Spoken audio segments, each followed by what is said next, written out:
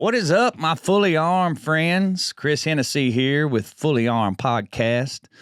I'm going to try something a little different in this episode today.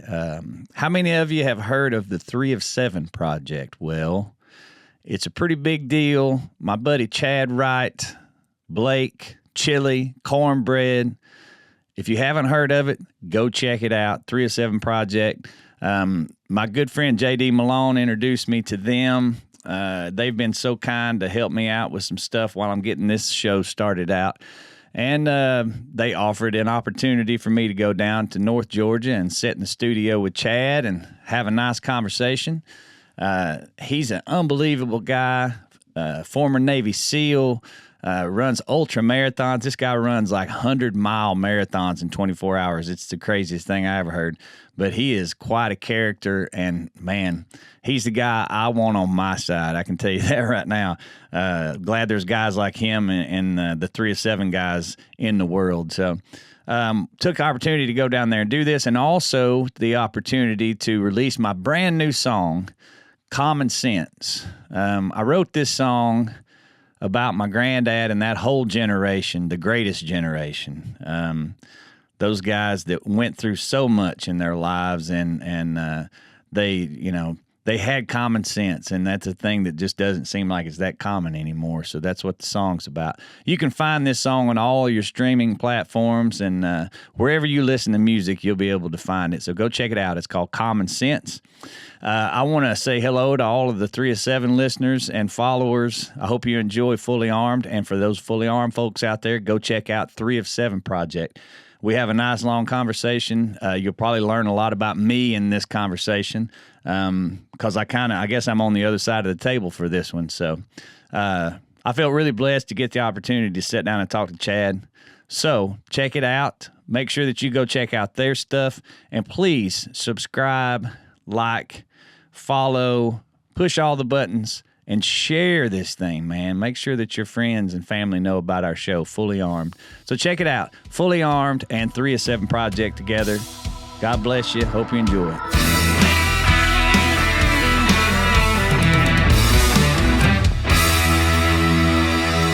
Welcome to the Fully Armed Podcast with Chris Hennessy. You got your armor on?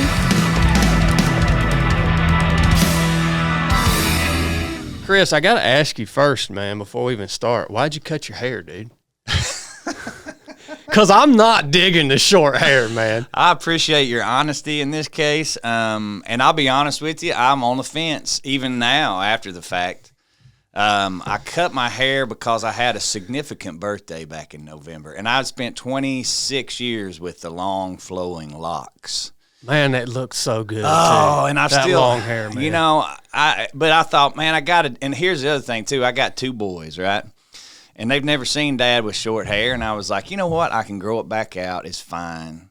I'm gonna cut it this one time. I'm gonna check it out. But here's what I forgot: is the growing back factor. Once you cut it short, you know the deal, right? Like it's going to be another year and a half, 2 years of this like shaggy. Oh yeah, it gets in this weird phase to where it just looks terrible and you can't do anything with it. Yeah, it's bad. So you're wearing a hat for a year and a half, you know. Yeah. So I just haven't really crossed that next, step to go, okay, I'm going back with it, so just bear with me. But this winter might be the time. I don't know yet. So, but I'm so sorry to let you down. Well, what was the significant birthday? I mean, I turned 50 years old. 50 years old. Yeah. Okay. In November. And I had been in Nashville with long hair for 25, 26 years. So it was a big deal. And by the way, it was my birthday that morning, and my wife said, I got you a birthday present. Now, she did not mean for me to go get all my hair cut off, and it was long. It was like yours at that point. Now, it looked way better than mine, dude. Not this. Your hair looked way better. My hair is so stringy and greasy, man. Yeah, so she said, I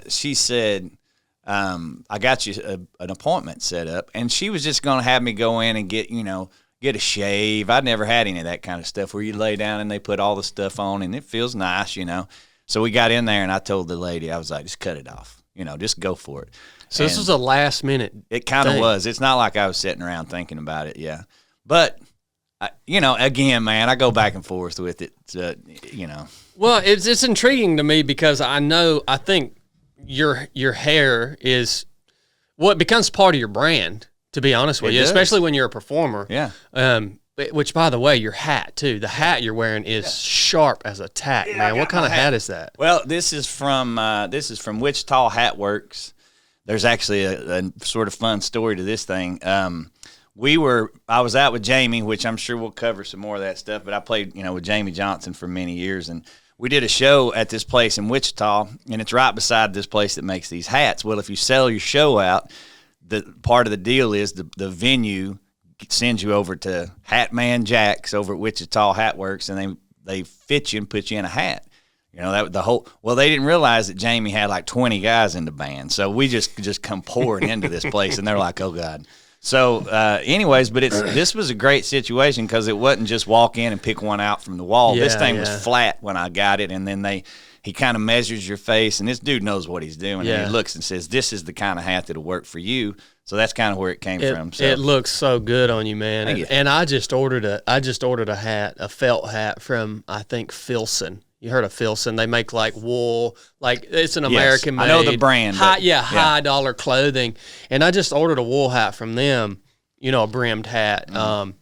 But when you order a nice hat from whoever, Stetson or whoever, I've never found one that like fits my head perfectly. It's a crap It's either a little too loose or a little too tight or so I can only imagine if you have one like that custom done, it just fits your head perfectly in your face. And that's a special item right there, man.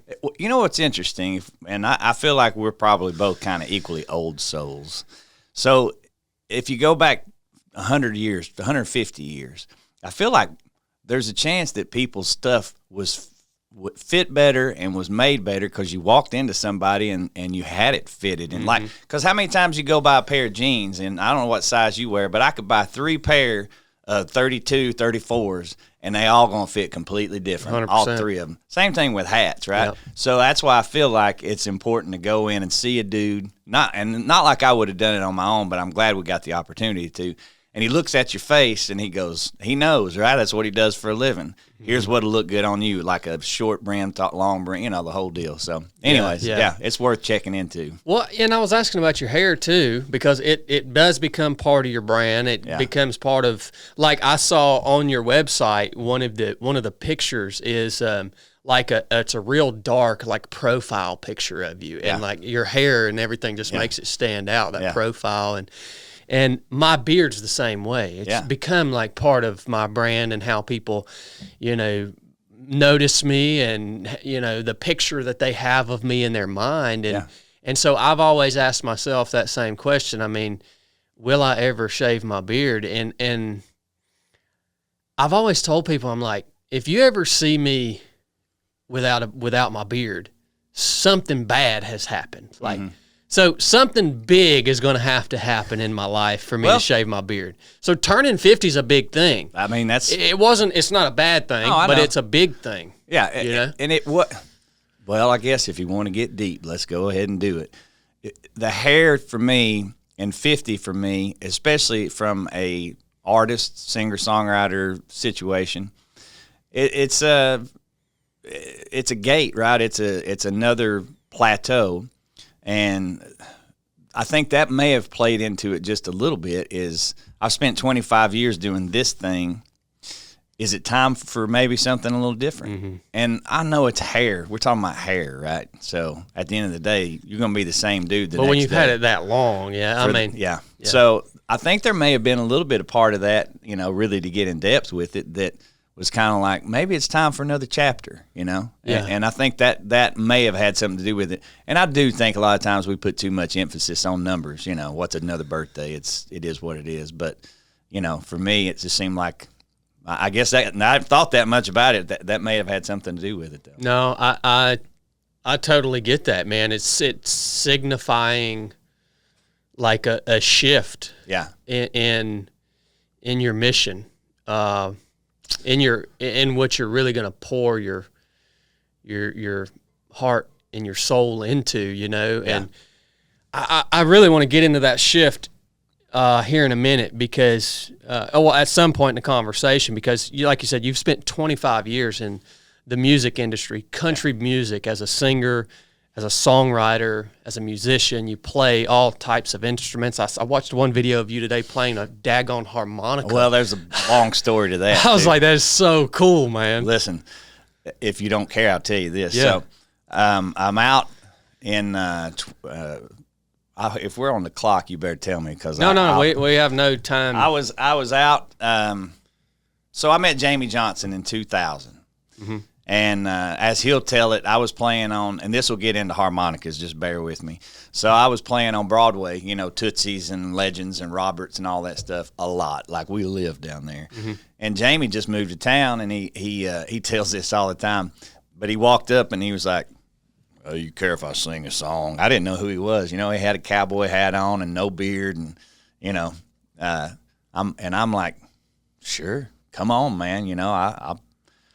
I never had a problem with that kind of stuff. Actually, we're there for 4 hours. Like in those days, and a lot of times you're like, "I'm beat, man. We've played the same song 3 times." I can only imagine. So that's how I met Jamie, and he got up there, and I'm sitting out there going, "Daggone, this guy's pretty good," So he would come back, not every night, but he would come back every once in a while, and of course set in. So at that point, were you more established than he was in the industry, or that's tough to say. Were you guys both kind of starting off and kind of at the same place in your career? Or? We were running neck and neck.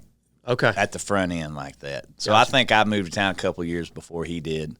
There were quite a few people that were like, man, Dirks Bentley and I were God, I'm going backwards. Yeah, I didn't mean to interrupt your story. I'll I was eventually just wondering. Yeah, I'll eventually get back to that, but I can briefly say, when you first moved to town, at least for me, it was open mics. So I want to be a songwriter, right? So I would go do the open mic night. So basically, you walk into the place, Bluebird, or back then it was the Broken Spoke, or there was a few different places, and you walk in and sign your name, and then they go down the list and they say, "All right, Chris, you're up with Dirks and Joe." So all of a sudden, I'm sitting on a stage in front of 10 or 20 or 100 songwriters out there, just waiting their turn, beside Dirks and whoever the other guy is, and that's how I got to know a lot of those dudes. Okay. So there was a lot of us that started at the same time doing the same thing, and so that's kind of when I met Jamie, and we became friends. We would see each other there was a big group of us that was all kind of, and actually it's funny, I played just almost every night, and I would see those dudes coming out, hanging out. It was Lee Bryce and Jamie and Jared Neiman and there's just Randy Hauser. We're just all over the place, So I was writing with Jared Neiman one day, and no, I was writing Rob Hatch. He's a buddy of ours, and Jared came over and he had a #1 song, and he said, "I want y'all to come to my #1 party." And it was Lover, Lover was the song. I remember that song. So we go to the #1 party. It was at BMI, and Jamie was there, and I hadn't seen him in a while, and he was out hitting it hard. He had already had In Color, and he was doing really well. And he said, "You ought to come out and open some shows for me." And I was like, and I'll never forget that. It was so funny, man. He's a man of few words. I said, "I'd love to, just holler at me." He said, "I don't do a lot of hollering anymore." And so Arliss was his tour manager, and I talked to Arliss and Daryl. And so anyways, I'd go out and open some shows for him. And it was just me and a guitar walking out there in front of the Jamie Johnson crowd, right? And so then he'd come out and do his show. Well, we'd get on the bus and go to the next town or whatever. And I kept on being so like amped. I want to get out there and play with them, because I'm out there by myself, and I love bands, I love jamming. So I'm like, I kind of know how to play harmonica a little bit. I've got one, which you got to have more than one for every key, each key that you play. And so I had like 3 or 4, so I'd be sitting backstage playing along while they're doing their show, and I'm like, I can do this one. So I'd just walk out there and grab a mic and play this song with the band, and he got a kick out of that, and I'm learning how to play harmonica. So live on stage. Pretty much, The reason I even ever bought one in the first place is because I had this old Jeep. It was a 95 Jeep Wrangler, and the radio went out in it. I got wet or something, I don't know. So I bought a harmonica. I was like, well, I'll just play this harmonica while I'm driving around. So anyways, so I'm out there playing, and finally one day he's like, why don't you just join the band? And I was like, all right, sounds good to me. I'm out here doing this stuff anyways. So the first I'm officially in the band gig, I'm playing harmonica, and that's it. I'm not even playing guitar at this point because he had 2 guitar players already out there. And the first gig we did was Farm Aid, and it was in Hershey, Pennsylvania, and it was in a stadium, so it wasn't just some little gig. Yeah. So we're walking to the stage, and I got my harmonicas. I hope I've got enough keys to cover all the songs he's going to do, And we're on our way down there. Of course, Willie Nelson's a big part of Farm Aid. It's pretty much, he was one of the founders of it. And as we're walking down to the stage for our set, which I'm already pretty nervous about anyways, there is Mickey Raphael, which is Willie's harmonica player, and he has been for 50 years, he's the dude. Wow. He's the guy. And he's played on all the stuff that you and I listen to daily, when you hear any of that Willie stuff, that's him, And we're walking with John Selman, who's Willie's tour manager, and John goes, hey, Chris, I know you play harmonica. Mickey's right there. You want to meet him? And we're about to go on stage, and I was like, no, I don't, not right now. And he's like, Mickey, come up. And he's like, hey, this is Jamie's harmonica player. And I'm like, oh God, no, man. Okay. And of course, at this point, I'm like, I'm in. So, yeah, I play harmonica. He's like, and he didn't ask me what I play. What kind of harmonica do you play? Because I was nervous that I'd say, well, it's the one you get at Walmart, it's the Marine Band. But then I asked him after the show, I said, well, what do you play? And it's the same thing, it was like he had a bag full of them. But anyways, I'm nervous. So then I get up there, and we're doing the show in this huge crowd, and we're doing a song that everybody's passing a solo. So I know I got a solo coming, right? So Jamie looks at me, and I look over across the stage, and Mickey's standing over there watching us, which, as you will. And I'm like, don't look over there. Just play your solo. Yeah. And so I look over here, and I look to the other side of the stage thinking, I'll just look over this way, And there was Neil Young, who also plays harmonica a little bit, So I was like, well, you're in the middle of it now. So I just ripped it, just went for it. Was that video? There's a chance. I don't know which one that you saw, but there's quite a few of me playing harmonica on some stuff in there, so I don't know which one it was. It's such a cool instrument, man. It is. I mean, you can put it in your pocket, and it makes such a sound that hits you, man. Mm-hmm. It hits you deep. Doesn't it take you to a place? Like a harmonica to me, depending on what it is, takes me to a patch of woods. I agree. Yeah, it does. It's just something special about the sound it makes. But you're right that it is great. And to any kids that may hear this, go learn how to play harmonica because you got just one little case to carry everywhere you go, and that's it. You don't have to load drums and guitars and all this stuff. And you can learn it while you're driving, while you just it's a simple thing to play. So yeah. So all that singer, songwriter, musician, and now podcast host of the Fully Armed podcast. Fully Armed. And I've actually been listening all morning.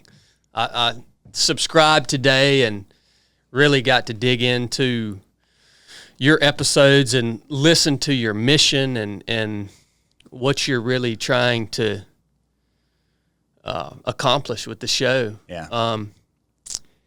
And is that kind of that shift that you were talking about in terms of really getting into almost this ministry aspect of your life?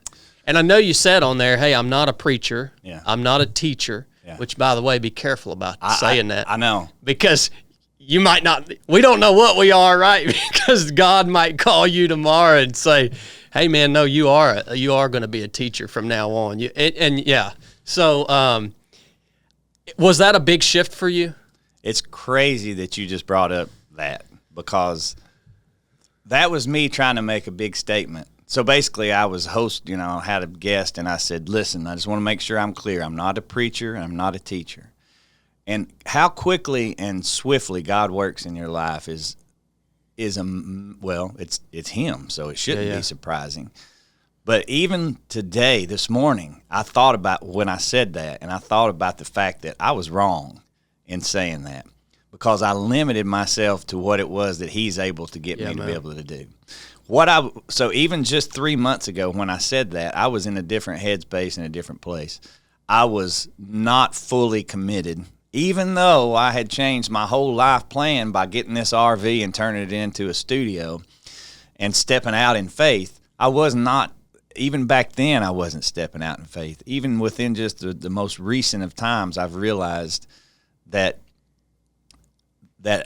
I was hindering myself because I was leaning to my own understanding in what it was that I was doing. Yeah. So I don't know how, well, I do know how it's happened. It's by Him, but in the last very recent times, I've realized I was not fully committed. I was not fully armed because I did have a few of the things that were in the armor, but I did not allow myself to have the faith, which is one of the main things that's in the armor. Yeah, I heard you say that this morning. You read.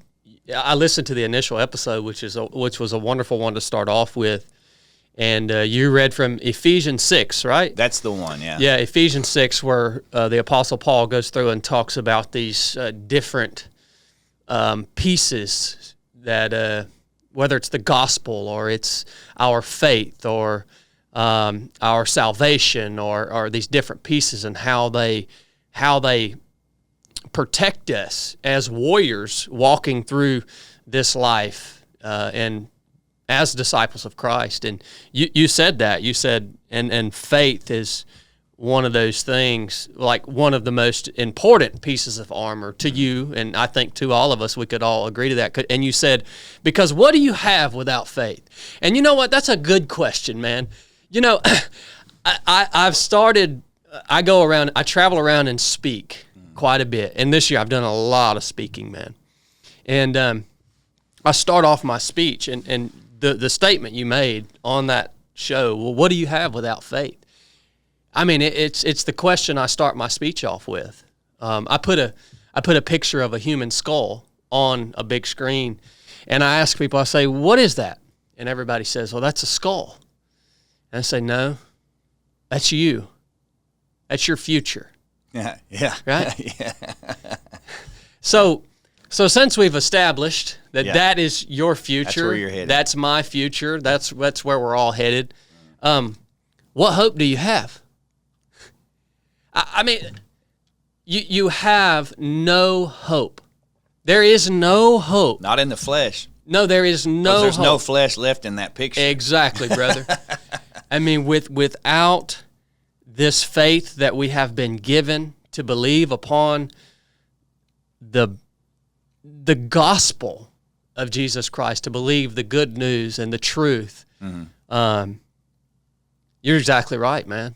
It's like it's the foundation of life itself, because without that, I mean, when I was young and I didn't have faith, it was easy when you were young to kind of put your hope in other things, even though those were false things. But you were naive, right? You thought, I can put my hope in this career as a SEAL or in my music or in money or things like that, and you think it's going to last. But man, as you get older, you start to realize, and there's no hope in any of this. No. And if I didn't have the faith that I've been given and the gift of salvation and the faith I've been given to believe upon the gospel of Jesus Christ, I don't know that I would continue to wake up every morning and live.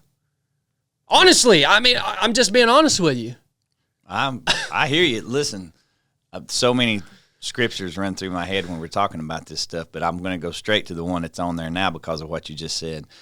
I'm reading the other night just through Philippians and the first chapter of Philippians, and Paul's in jail, and he's just sick and tired of it, right?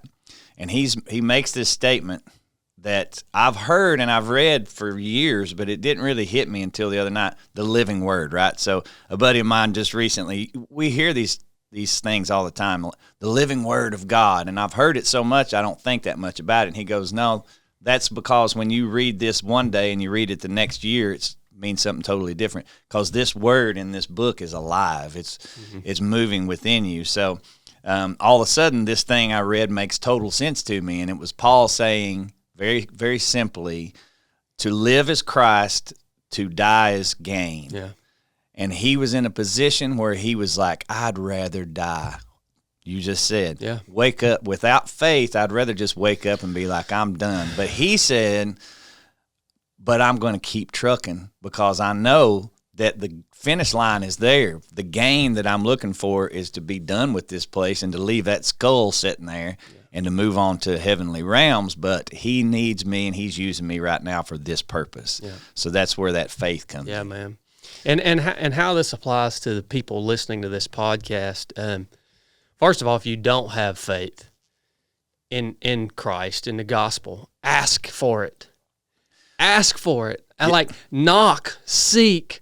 If you don't mind. Yes, sir. I've got to jump in, because he's leading our conversation straight into the scripture that he prepared me for. I'm just going to say it flat out. So I was sort of in a trench this last week or so, which he puts us in, and it's on purpose. So I found my way into James, and man, I'm sitting here talking like I'm some kind of scholar, and I'm not going to say I'm not, but I have not I've scratched the surface, and I want to get into it deeper. But so in James, I'm so familiar with the first chapter of James, because it says, count it pure joy when we go through trials of many kind, because it builds perseverance. Well, I've known that, and I'm like, yeah, I like that. I've always kind of leaned on that. But if we go even further into it, it says, if any of you lack in wisdom, ask, and he will give it to you. It doesn't say ask, and if he feels good that day about where you are in life, he'll give it to you. It says ask, and he will give you wisdom. But what I kept not going far enough into was realizing that if you go a little further in that first chapter of James, it says, but if you ask and don't believe, he ain't going to give it to you. Mm-hmm. And you're like the waves just washing back and forth in the ocean. And that goes right back to what you're saying. Yes, ask for it and he'll give it to you, but you better believe in what it is you're asking, and you better go ahead and stay out of his way. And that's kind of where I'm at with some of the comments you said earlier about me saying, I'm not a preacher, I'm not a teacher. I'm going to be whatever it is he wants me to be if I stay out of his way and let him do the work. Mm-hmm. So, yes, faith. I love that, brother. Yeah. Ask for it, man. And what stops us from asking for it is our own pride. It's our own, it is. Sometimes it's our intellect. It's our understanding. It stops you from, see, that's the thing that stands between us and, in a lot of cases, that's the thing that stands between us and receiving the gift of salvation and receiving faith. The thing that stands between us and that is ourselves. Yeah, we're our own pride and our own understanding and our own intellect. Fear. Yeah, I mean, that could be a big one too. It just depends on your personality. Yeah, because you say, well, if I do ask for this and the Holy Spirit does come and reveal to me who Christ is and impart this faith to me, well, daggone, now I'm going to have to change everything about my life, right? Yeah. Well, yeah, you're darn right you're going to have to change everything about your life, but I've got some good news for you. Yeah. When you change all those things about your life is about to get so much better than you could have ever imagined it being. And I don't care if you are a billionaire. I don't care what you have here in this life and on this earth. When you bring yourself, or you are brought into the marvelous light of Jesus Christ, and he gives you this desire to be like him, and he leads you in that, and he chastises you, and but he loves you at the same time. Yeah. It's like, dude, now you're about to really start experiencing the abundant life. And I'm not saying abundance in riches, and I'm not saying abundance in things, and I'm just talking about just waking up every morning with an abundance of hope. Yeah. You know? I do. Come on, man.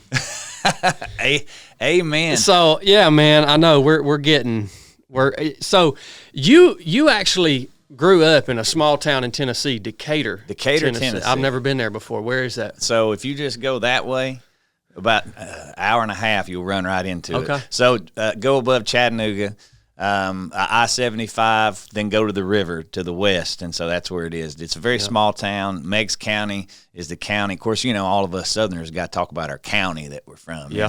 So Meigs County, and it's very small. It's actually one of the only counties in Tennessee that doesn't have train tracks. There's no interstate. It's all river. That's the whole basis of it. So Decatur's a little town, Watts Bar Lake. That's where I grew up fishing and doing all my. Well, I want to hear what happened on that dam. Yeah. Yeah, I want to hear that. All right. At some point. Okay. Yeah. No, I'll tell you right now. But I'm like, how'd you? Okay, you done a little homework. I know. You grew up in a Christian home, attending a small congregation, a small church that was pastored by your great-grandfather. Well, yeah. So in that case, it's funny. My family got a hold of me, and they're like, "Now your great-granddad was a preacher. His name was was Earl." Okay, they're going to hear this and be like, "No, you've messed up." I actually knew my great-grandmother very well. She died when I was 21 years old. Like there was 5 generations wandering around here at the same time. She was married to Earl Grant. Anyways, I'm sorry, family. I'm trying to remember going back. But, yes, he was a preacher, and I grew up in this little church, and it's where I was saved. It's where my dad was saved. Like it goes way back. The church was built in 1887, and, anyways. So I grew up hunting and fishing, just like, we just talked about. When it's hunting season, it's hunting season. Yeah. So it's interesting that you bring that up. My uncle was, I think we all might be like this. We got that one uncle when we're a teen or early, when we're kids, that he's just the baddest dude on the planet. Maybe it's your dad, maybe it's your granddad, whatever. But Uncle Jackie knew how to do all the stuff. He was the only guy. I mean, this was back in the 70s and 80s. He was killing big deer, and there wasn't nobody deer hunting. And if they were sitting in the grass. Well, he's climbing with spikes up in a tree and sitting on a limb all day and killing giant bucks, turkeys, the whole thing, So he was going fishing or hunting all the time. So one Sunday after church, we're going to go catfishing. All right, let's go. So me and him and Dad jump in the truck, ride up to the dam. And so I don't know about you, but catfish are interesting creatures, but you got to really go dig for them pretty deep sometime. But there's one place that for some reason, there's great big ones and that they like to hang out, and that's by the dam. Yep. So Watts Bar Dam. So we jump in the boat. We go up to the dam. Uncle Jackie is very careful. He's very smart. He don't have bad gear. It works. He knows what he's doing. So we're up there fishing. What you do is you go up, and the locks are open, so that's these giant waterfalls falling over, and it's pushing the water out. Well, you go up not close. You go up 300 yards from the thing. You cut your motor off, and it pushes you away from the dam. You just coast down through there, and you drop to the bottom, and you put your livers or whatever, and you catch your catfish. So we pull up, and there's some guys over there waving. Well, what happens is once you get too close, that water will take you the opposite direction. That backdraft will pull the top water back to the dam. Well, these guys have gotten in there, and their boat had quit. And so Jackie says, "Put on life jackets, boys." I'll never forget this. I wouldn't be here today if it was not for this next moment. Literally. Like a lot of people say, boy, I wouldn't be here today if it wasn't for this or that. Like I 100% would not be here right now. So he said, "Chris, grab the life jacket." So I grabbed 3 life jackets, threw one to my dad, one to him, and I put on the orange one, the one you put over your head and then you put the little strap. And he goes, "No, give me that one. Put this one on." And he threw me the one that zips, right? And he just hooked that thing on his head. So in that moment, you don't go into that thinking anything's going to happen except for we're going to go up here and we're going to pull these guys out here.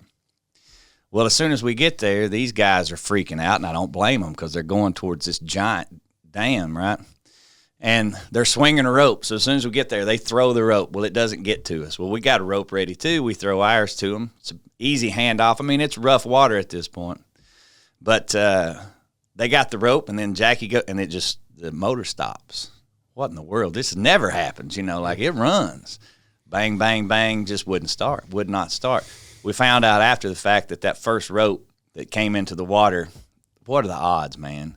It wrapped around the prop. So, and I don't know about you, but I've skied and wakeboarded and tubed my whole life. I'm talking about hours and hours. The only time it's ever happened in my life. Of course, we try to pay close attention for it not to, but so that happened. Now we got 2 vessels just floating into the dam, and sure enough, it wasn't one of those things that you could think about, like, ooh, maybe we should jump out. Man, it happened like that. Yeah. And as soon as that water hits that boat, man, you're to the bottom of the river. I mean, straight to the bottom. So, you probably know more about hydro than I do, but that top layer is coming towards the water because it's sucking it down. Well, once you get down to the bottom, it just shoots you down the bottom of the river. So that life jacket I had on slowly brought me back up. And I'll never forget that the amount of time and the amount of darkness down there, man, is a different deal. And, complete darkness and enough time to think, enough time to think about your life. And, of course, I was a kid. I was 15, so I hadn't had a whole lot of life behind me, But I'll never forget slowly seeing light. And I even took a couple of breaths, just under the water, just a, natural reaction thing. And so I popped up out of the water, and I looked back, and I'm like 200 yards from the dam at this point. That's a pretty good distance to go like that. And my dad's a long ways. Yeah, my dad's there, and he pops up, and he, I see him, and then we never saw Jackie. He never did come back up. And one of the other guys in the other boat was lost as well in that situation. And I always think about them because it was such a traumatic experience. And I never met the guys. I don't. To this day, I don't remember what their names are. I just know we shared a very, extreme situation there. But yeah, that was the story about that. And the song "I Saw the Light" stuck in my head. I remember riding in the ambulance, which I was okay. I had a cut on my arm, and I, took in a little water, but I was all right. But I remember riding in that thing singing "I Saw the Light" because I remember how it got a little lighter as it came up. But I don't know. I'm not ever going to try to go back to that situation and be like, well, there was a reason for this and for that, because, man, I love my Uncle Jackie. Yeah, man. And my cousins that were his kids, I love them like brothers and sisters, So I don't know.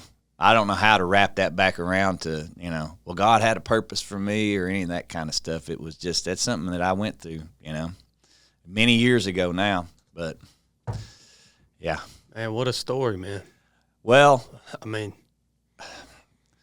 it is. And I guess I should say this for sure. Man, if y'all are out there fishing around the dam, do not take it lightly. It's not a joke, Anything can happen. So, and I think they try to put stuff into play out there around, TVA or whoever the Corps is to keep you. But at the end of the day, you make your own decisions on that stuff. And I tell you what, man, if you seriously, anybody, I know a lot of guys that hunt and fish listen to your show. Anybody that's listening, man, make sure your stuff's working right before you go out there and put it into that situation, So, how did that? Because you had received the gift of salvation. Mm-hmm. You had been baptized in the Tennessee River, right? Was your uncle also saved? Yes. Okay. Yeah. How did, at 15 to lose someone like that, and then also to think that you might not make it out of this thing yourself, right? Like you said, have time. Was there a point that did you think that, or oh yeah, absolutely. You were like, that's it. Like, this is it, man. Yeah. Like, I mean, that can be a gift to experience what it feels like to really think you're about to die. Yeah. That can be a gift that changes the trajectory of your life potentially. Yeah. I mean, did that impact you at all in any unique way as a young man? Do you feel like that? I mean, how did you move forward from that? That's a good question. I was so young, you know, that it affected the community, like, you know, small town, man. I mean, it was a huge deal. It affected my family greatly too. For me personally, you know, that's a good question. That may be something I needed to unpack a little bit. Yeah, man.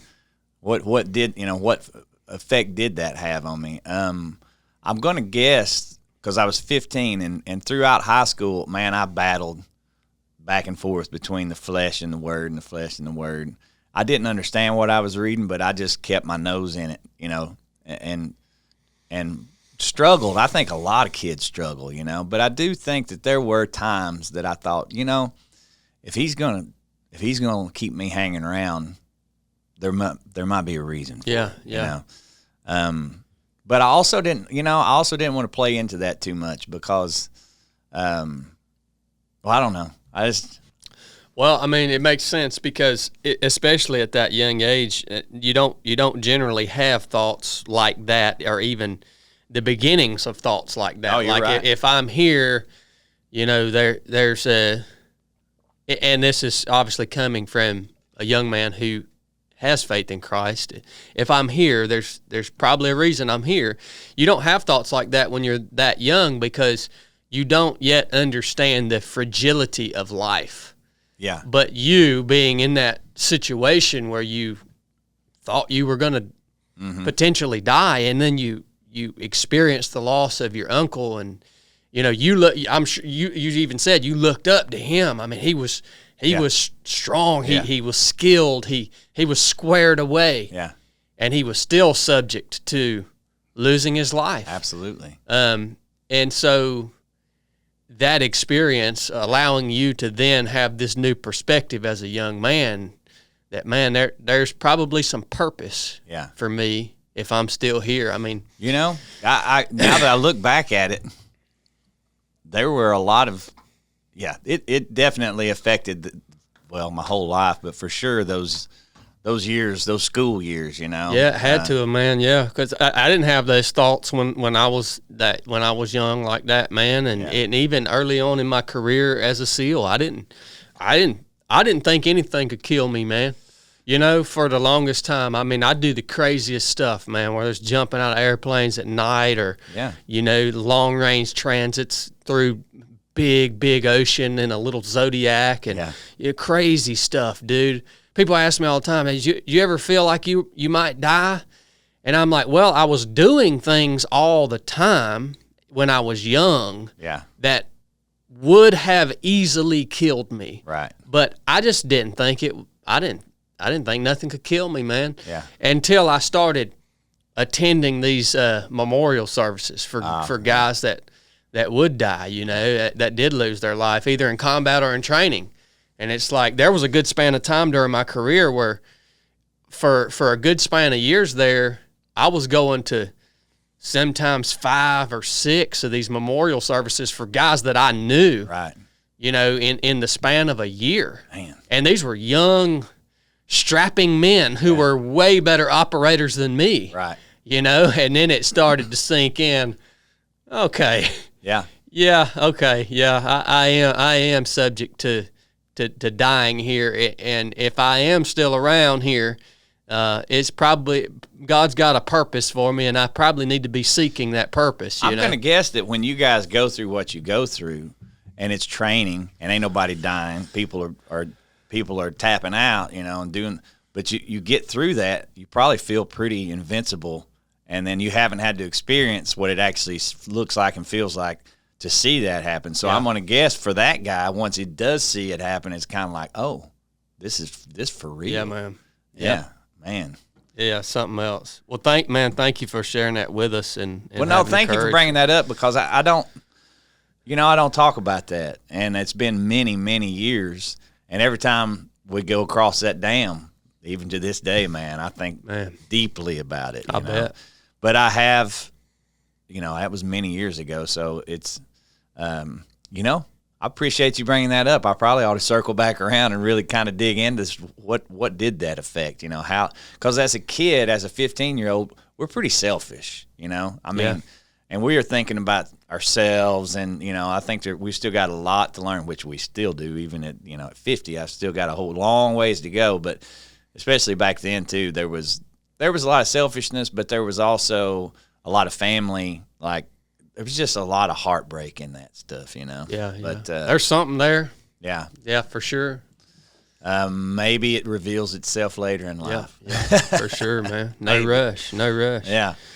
When did music come into the picture?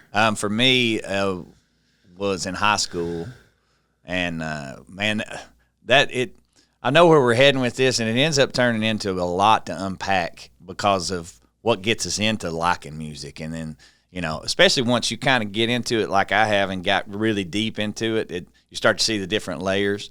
So when I got into it, I was in high school, and I got into it because, as you probably know, man, when you're a teenager and you turn that radio up and it's the right song at the right time, there ain't nothing like that in the world. Yeah, your music's a powerful thing, man. I'm telling you, I'll never forget the first time not the first time I heard, because as a kid you hear Leonard Skinner your whole life, but the first time I really heard Sweet Home Alabama, of all things, just the simplest thing. We hear it 10 times a day if we're not careful. But I was in the back of, my dad would drive me and my buddies down to Daytona in the back of an old pickup truck. That's how we'd get there. We'd put a camper top on, and me and my buddy would get in the back of the truck and ride 10 hours to Daytona in the back of that truck. And we had a little jam box with batteries in it. And we would turn that thing on. And I'll never forget, man, the sun was setting, and we're going to the beach, and dun, dun, dun, dun, and I turned it up, and I'm like, oh, that feeling, you know, that thing. I say all of that to come back around to, when I got into music was in high school with my band, you know, with me and some guys I was in school with. We just threw a band together, and we'd play that song and a lot of other ones. And that's what got me into it, was that feeling of like, we can do what comes through that radio and makes you feel that way. I can do it, you know. Now, it wasn't really, I'm going to do this for a living at that point, but that's what really got the bug that got me, you know, was playing with that little band and playing those 10 songs that we knew how to play. So did you start with singing, or did you start with learning an instrument? Singing, okay. Because we were at my buddy's house, again, high school, and him playing guitar and a bass player and a drummer, and they're just jamming and nobody's singing. I'm like, you got to have somebody to sing. Yeah. Well, I mean, it's not like I was just, you know, Pavarotti, but I thought, well, I know the words. I'll jump in there and start singing. So that's kind of what got it started. And then I had to learn how to play guitar because, man, that's cool, you know. Well, I mean, when you first started singing, did you sound good? I mean, I've always wondered that. Do you have is there a natural talent for singing, or is it something that people learn how to do? Well, there's a whole episode worth of conversation in that one right there. I think each individual case is different. If you wake up one morning and you're a 17-year-old Chris Stapleton, you ain't going to have to work real hard to be a good singer. That dude just oozes out of him, you know? Mm-hmm. That was not me. So I had to, and I'm not trying to say I eventually got to the level of singer as Chris Stapleton. I'm not saying that, of course. But I feel like for some people it just comes out of you natural, and for some people it's something that you just have to love and work at and improve upon. But I do think that ear is a big part of it. Like if you can hear tone, like if you can hear if you're out of key, or that's a big place to start, you know. Yeah. And so I think ears have a lot to do with singing. I think a lot of people don't, they take that for granted. But did you have that naturally? I did not have a problem finding I'm out of key or I'm in the right spot or not. So that's a good place to start, if nothing else, you know. Yeah. So yeah, that's kind of when the singing stuff got going. At what point did you realize, okay, I'm pretty good at this? I'm still trying to realize that. I realized once I got into Nashville and really dug in, I think to answer that, I'll have to go back a little bit. Yeah, because you had to have thought you were decent but to go to Nashville. Right, in the first place. Yeah, a lot to unpack. So I wouldn't have moved to Nashville if I looked in the mirror or I listened to myself and thought, man, you don't need to do that. So, yeah, I felt pretty confident, but I always knew that I could improve. I always knew that these guys that I hear singing that I'm such a fan of, I want to get to a level where I sound like that recorded, you know. So, yes, I did. I felt pretty confident in it, and that's why I moved to Nashville in the first place. But I also knew when I got there, like, I'm going to have to really put my nose down and work hard to get up to the level of these guys that I hear over here. Who were those guys for you back then that you were looking up to? So I always loved Don Williams, and it's not like I just think about this all the time. I'm just off the top of my head. And Waylon and these baritone guys. Yeah, man.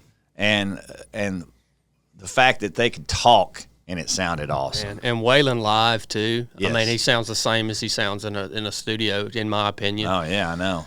So I love those guys. That's just to name a few. I mean, I could sit here and rattle off a bunch of them.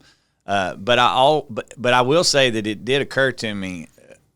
It took me a while to realize that my cadence or my pitch is not where theirs is. I don't sing in the same range as they do. As hard as I wanted to and as much as I wanted to. I would even get into this Don Williams phase as a songwriter where I was like, man, you know how mellow his stuff is, you know, and like how his voice drives everything. And I would write towards that and try to sound not like him. I'm not trying to be him, but I just loved how that made me feel so much. So I'm really going to try to focus on that. And it's like, man, my voice just doesn't sound like his does, you know. Yeah. And I'm wondering too, when it comes to like Waylon, you know, he had that baritone thing, but he also smoked a lot of cigarettes too, so that played into it too. You know, there was a lot of factors in there. Yeah. But those were the guys. Yeah. Generally speaking, there was a lot of others too. I always liked. So Willie's a whole different kind of deal. It's a different tone to his voice. But there's nobody else like it. But it's so original, right? Yeah. And that's right. It's so original that you're like, well, that's kind of cool too, you know. Even just his cadence, how he doesn't sing like right on step with the band and like. Yeah. There's nobody else like him, man. No, there's not. I mean, I don't even like his voice that much, but I'll listen to his music just because it's so unique. It is. You know. It's raw. Yeah, I agree. But I got you sidetracked. So you knew you had some talent, but you knew you needed to improve. Yeah. But that's a big leap, man, to leave Decatur, Tennessee, and drive up and try to make a place in Nashville. A lot of that, and it's funny we're talking about it today because I've had some revelations recently. And so there's this 22, 23-year-old guy that's making all these big decisions that the 50-year-old guy on down the road is going to have to live with. Now, I'm not knocking it. I'm blessed and I'm thankful for where I am right now.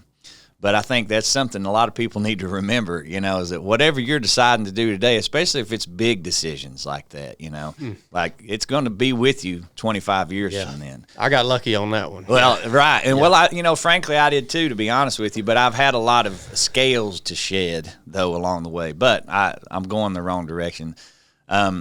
So yes, moved to Nashville and had to work hard.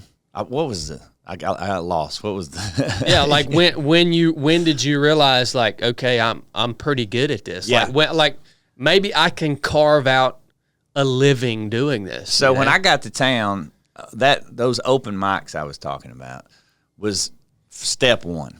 Like you're going to go do these things because you want to. For me, it wasn't so much a competition against the other writers or the other singers or the new artists that came to town. For me, it was a competition with myself. Like, can you do this? You know, like go, because I'm going to tell you right now, I've done a lot of things that I've been nervous to do. I mean, a lot of the Jamie stuff we've done, you know, butterflies and nervous. Nothing that I've ever done has made me more nervous than being the new guy in town in Nashville, sitting at the Bluebird Cafe with 50 people, quietly watching you sing your song you just wrote. That I'm telling you, man. So if I didn't feel like I did well in that setting, I would drive to the next one that same night. There's another open mic down here. I beat myself up. I didn't do well. I'm going to go do it again. And I feel like that persistence, you're kind of beating yourself up a little in that case, but also you're learning, you're getting better. You're learning, you're getting better. So finally, I was doing a open mic night at it was called the Gibson Cafe, and it was on Broadway. It's not there anymore. And so you'd go in and put your name down, and they'd be like, okay, we'll call you. Well, I finally started to learn that they're going to call me like 2 hours from now because I'm way down the list. So I'd go down to Tootsie's or Robert's, down there, and sit and listen to these bands play. Guitar is just the best players in the world. I mean, back then, it's a little different. Now I think it's spread a little more thin now. Mm-hmm. There's like 50 bars where there used to be 5, But I'd walk in, and there's Brent Mason, there's, all of these guys that are playing on every record you hear now, there they are. And that's what I was drawn to, like the band. And so I finally quit doing the writers' rounds and I went to Broadway, and I was like, this is where I'm going to learn right here. So you walk into Tootsie's, for instance, and you're like, hey, how do I play here? And the bartender's like, go talk to John. So you go talk to John. He's like, okay, can you be here at 2 o'clock in the afternoon on Thursday? And I'm like, yeah. So now I got to go find a band, just throw something together. Yeah. And now I got to play for 4 hours straight, in this place and just make it up as we go, So that's where most of my, education came from in the music business, was right down Boots there. On the ground, son. Hardcore. Yeah. And learning lessons that so many artists today, I'm not talking about all of them, but I know that there are many artists today that didn't go through that stuff. And so it shows up a lot of times in shows because you'll see them kind of freak out if something doesn't go right, Yeah, monitors go out or whatever. Well, man, I'm used to, there ain't none of this stuff I ain't seen before. So, well, man, you bring up a good point. It's so much different. It's got to be so much different today than it was when you were coming up. Like you said, just grinding, just hustling, just boots on the ground, doing live performances time after time. I assume you weren't making much money. Oh, Lord. Some of them you were probably doing for free just to have the opportunity, or losing money, just to have the opportunity to play and to practice. But nowadays you have YouTube, and you have guys like let's take Oliver Anthony. He's the most recent example. Yeah. A guy that has, as far as I know, was completely unknown. I mean, I don't know. I don't think he was in Nashville following that same path you were talking about you guys had to follow. And this isn't taken away from him. No, it's just saying how much different it is. Yeah. And this guy can write literally one song and put it out on YouTube, and all of a sudden it's like he's a star, man. Yeah. It's unbelievable. Like he's again, don't take this the wrong way. Yeah. But he skipped all that grind that you're talking about. And so I've always wondered how that affects him in particular too, just using him as an example. Like, when you get that much that quick, how do you wield that? You know what I mean? And I watched this dude and the song that he wrote, and it's an amazing song. But I watched this dude just coming out of nowhere, and like a week into his career, he's on the Joe Rogan podcast. And I'm like, how do you wield that, man? And I think he's done a pretty good job. But I can't imagine that happening that fast, and then being able to wield it, and then being able to bring that into a place that is sustainable long term for you as a musician. You know what I mean? I just feel like building the way you guys had to build back then, it becomes a more sustainable thing because you're learning all these lessons along the way and over the course of years and years, and you're meeting people and you're making contacts, and it's just different. It is different. And as I have learned through this process, every story is different. Some are a little more alike than others, but man, everybody's got their own thing. And I was fortunate that a lot of those lessons that I had to learn, I learned them in front of 5 to 10 people. You know what I'm saying? Yeah. You know, in his case, I have no idea. I'm not going to pretend to know what he's gone through or what he's going through, but man, he's had to do it in front of a very large audience. I know, it's wild. And that's got to be tough. That's got its own set of circumstances. It seems like he's handled it pretty well though. Like he's not just let it completely, you know. Yeah, I agree. I agree. It's been really cool to just kind of see him be able to stay true to himself, you know what I mean? At least from what we get to see. From what we get to see, right. We don't know. But I just, for me, so, you know, in 2019, nobody knew who I was. And it's taken me, 5 years to get to the point that I am now. And I just can't imagine having what I have now, which is way less than what he has to wield in terms of following and stuff like that. But I can't imagine having what I have now and getting that back in 2019 and getting that over the course of about a week or something. It would destroy me, man. How about that? It would That's a good destroy way me. to look at it. Yeah. I just couldn't wield it. Well, you don't know. You don't know. Well, it would have to have been miraculous. Yeah. For me to wield that. I know. I get it, man. I think about, which we didn't dive off into this, but I think about my plight in my career often. Oh, I guess everybody does. And how there's only so many things you can control. It's that way with anything in life, but just specifically in this music business, there's only so many things you can do. You can work as hard as you can work, and you can put yourself in the best positions you can put yourself in. But at the end of the day, there's just some things you can't control. And I have watched people that, I mentioned that earlier. There was a bunch of us that were on the starting line at the same time. And it's funny. One might think, then you say go and everybody takes off running and there's a finish line and we all are just trying to get to it and who gets there first, you know, and all this stuff. It's almost not like that. It's almost like go happens and then everybody just scatters because they've got their own finish line in mind. It's not just this one thing. And I think a lot of times I thought of it like we're all trying to get to this same goal. But really, man, 25 years later, you realize, man, everybody's doing their own thing. And everybody had their own start.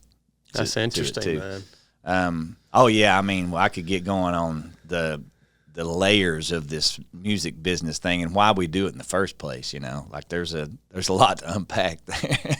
I'm so interested in it, dude. I mean, I watched a whole documentary series about a month ago from Ken Burns, and it's on country music. Oh yeah, that's great. So you've seen it. Oh man, yeah. And it goes all the way back to the Carter family and then just follows all the way up now to mostly modern day Garth Brooks and those guys, and it just, to me, it seems so brutal. I mean, it seems like such a brutal industry and such just a difficult path to walk. It is. When you watch that documentary, it gives you a whole new appreciation about it, and you're hearing the story of, you know, Hank Williams Jr. and you know, him finding some boy to drive him up to a show, you know, overnight, and he ends up dying in the car because he overdoses on morphine and whatever, alcohol, whatever else he was putting into his body. And there's so many stories like that. But when you, even just looking at your life, so I got on your website and looked at your schedule. That's brutal. That's brutal, man. Yeah. Like, what has kept you going? I mean, that's a good question. You talk about why we do this. I mean, that's a good question. I mean, something's got to be driving you to be able to maintain that pace. It's hard. There's so much depth to why it is not just me, but why we do what we do, right? And music. It's tough, man. It's a tough thing to unpack all of it because I'm still in the learning process of myself, you know. But why do we get into music in the first place? Why, you know, did God put us there to do this thing? And so I feel like our fuel, a lot of people's fuel could be that. Like, well, God gave me the drive to want to do this, and that's why I want to do it for Him. And it's like, Man, I don't know, man. I think God just tells us to wake up and to praise him, and he'll take care of the next steps that we want to do. But we get our own ambitions and desires in the way of what it is that he's wanting us to do. Now, again, it's difficult for me to talk about because there's so many angles on it. There's so much depth to it that I get a little lost sometimes because I'm trying to lean on my own understanding. I'm trying to go back to, if I can't understand it, then it must not be right. And it's like I can almost hear him going, shh, trust in me. So music it's such a self-fulfilling thing, but it's not at the same time because people hear music and they get so much from it, you know? But for the person that's making the music, they got to be so careful to not go, I'm doing this because I want to be famous. I'm doing this because I want to be rich. I'm doing this because I want to be well-known and respected in all the communities, you know? And everybody has different driving forces, but if you really, really tear down into it, I think that anybody that's trying to get into the music business should ask themselves, why am I really doing this? What is the purpose and what's the point behind it? And they may not be able to answer it like that, but I think they should continually ask themselves that. And then if I go deep enough down this rabbit hole, I will eventually find myself going, well, we should ask that about everything we do every day, not just do I want to get in the music business. What do I want to say to this person that I'm about to shake hands and talk to? What do I want to do with my day? You know, it's a lot to unpack. well, when you're performing, from my perspective, it looks like you're pouring yourself out into other people. Yeah. Right? And so when I go and speak, which is the closest I'll ever get to a performance, I'm on a stage with a microphone and I'm speaking. So for me personally, when I'm done with a speech, I'm exhausted. Mm-hmm. I don't want to talk to anybody. I want to lay down in the back of my Suburban, and I just want to rest in silence on the way home. Yeah. That's how it affects me personally. Right. But for you as a musician, for you personally, is it filling you up? I mean, are you when you come off the stage, are you feeling? Do you feel exhausted, or do you feel energized? And is it filling you up? Because I see videos of you on stage, and it looks like you're having a blast. Mm-hmm. It looks like you're operating within the space that God has created you to operate. Yeah, it's a great point. The answer to that is energy. Like typically, there's an energy in the room, right? Yeah. You know, you get out there and you're speaking and you feel like, man, these guys are just trying to get the lunch. They're just here because they're happy or whatever it might be. I've experienced that, especially speaking to the church. Yeah. Yeah. So at the end of that, you walk off going, what am I doing? You know, I'm not speaking for you, but I imagine so that happens with music as well. You know, there's some gigs where you're like, there's not energy and you question yourself, you know, but a lot of them, yes, there's a great amount of energy. And it's very self-fulfilling, okay. And it feels great, you know, like to really kick butt and do a great show. It's just a great feeling. So, and then I also feel like that there is an energy that is passed from them to you and from you to them that man, you can tell they're having a good time. And how blessed should we be in our lives? Man, I feel like there's a lot of things that we've created in this world that are just big headaches. But I know God created music. Now, what we do with it's up to us, mm-hmm. you know. But there's no question that he wants music to be there to glorify him. But I feel like that he wants music to be there for us to interact and to feel and enjoy, you know.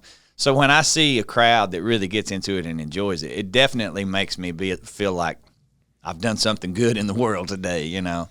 So that's interesting, man. And I think that you have to be special. You have to have something unique about you in you to be able to experience it the way you're talking about experiencing it. Because I don't experience it that way. Yeah. And that's why performing would never be unless something changed about, you know, mm-hmm. the way I operate, performing would never be a sustainable thing for me. Like if I had to do speaking engagements at the rate you Oh, I see what you're saying. perform shows. Yeah, I see what you're saying. It would be it would probably like put me in a really bad place. Like I would have to lean so hard on the Lord, which I already do every time I get up and speak. I have to just Lord, just get me through this because it wears me out. Right. But for you, and I think I know a few other people like you who are able to get up and to do your thing and perform and you feel good about it, right? Mm-hmm. At the end.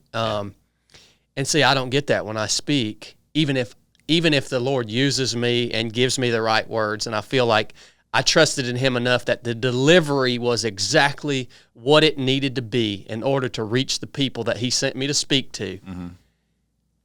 I don't feel energized. No? I thank Him for it. Yeah. But I'm still like, all right, I need a week off, man.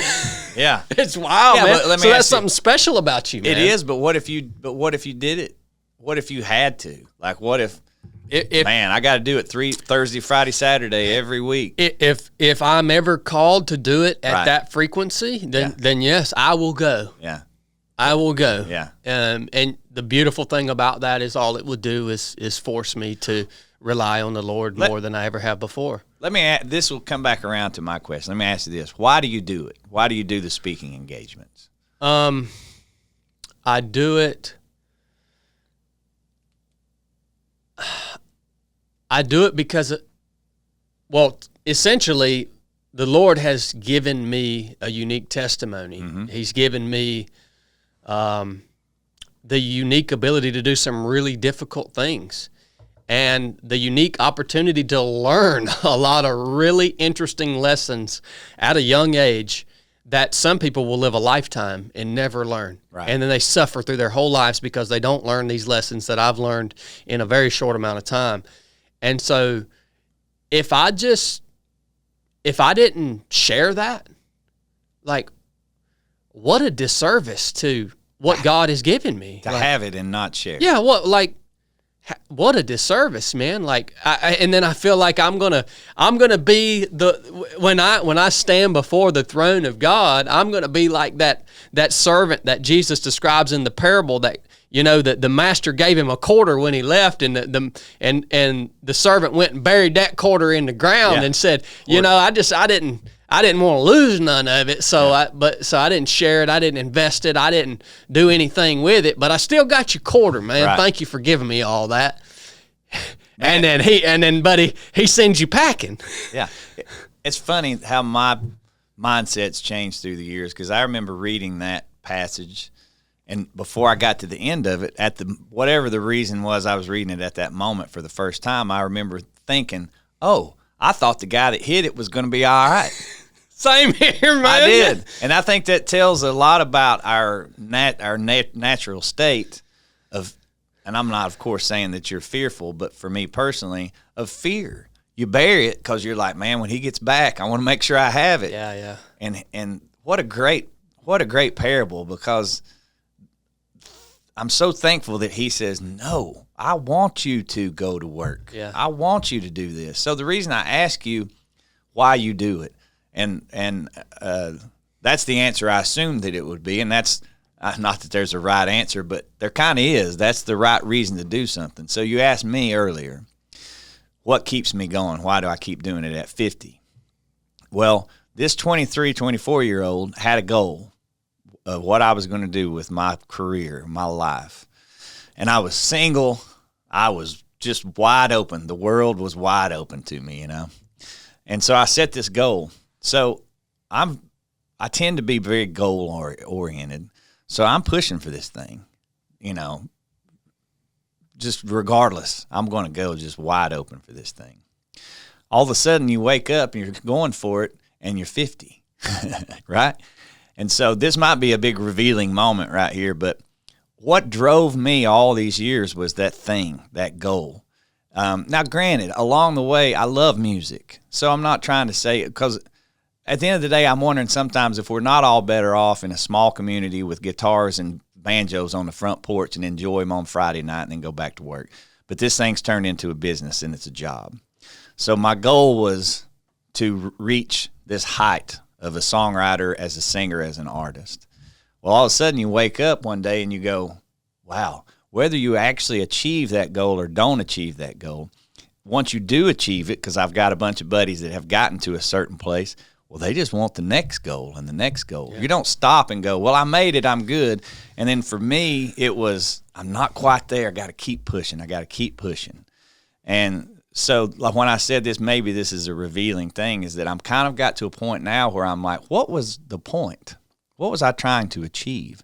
What am I trying to achieve? Because it's not like I've achieved I think Paul said it. It's not, I don't count myself to have finished the race. I'm still, but this one thing I do is forgetting what's behind me and move forward. Yeah.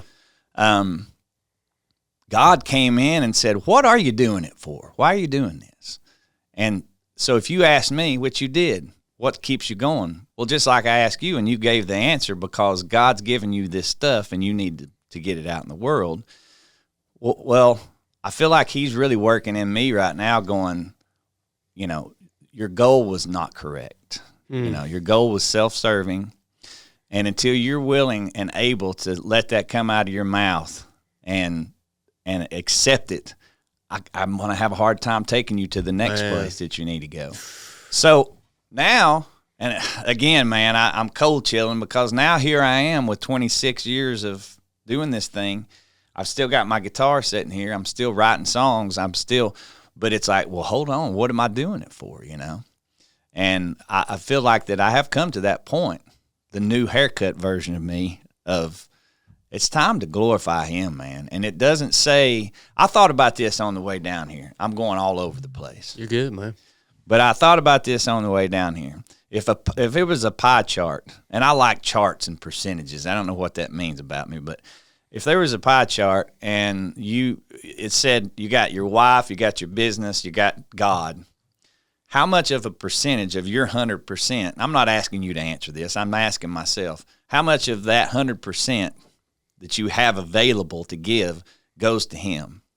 And so I asked myself that question, and I'm not ready to answer it with specific numbers, but I can tell you that he wants 100, and I don't give him 100.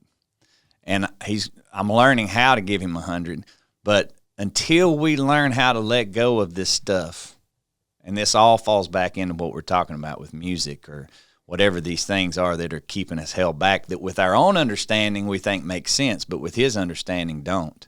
All those things are keeping us from giving him that 100. And then you go, wife, family, business? Yes, yes, yes. Children? Yes. 100% he wants you. And he does not want you to keep those things. He wants you to give them to him. Yeah. And until we do that, he's going to have a real hard time. No, he doesn't have a hard time doing anything. We're going to have a hard time following the path that he wants us to follow. Yeah.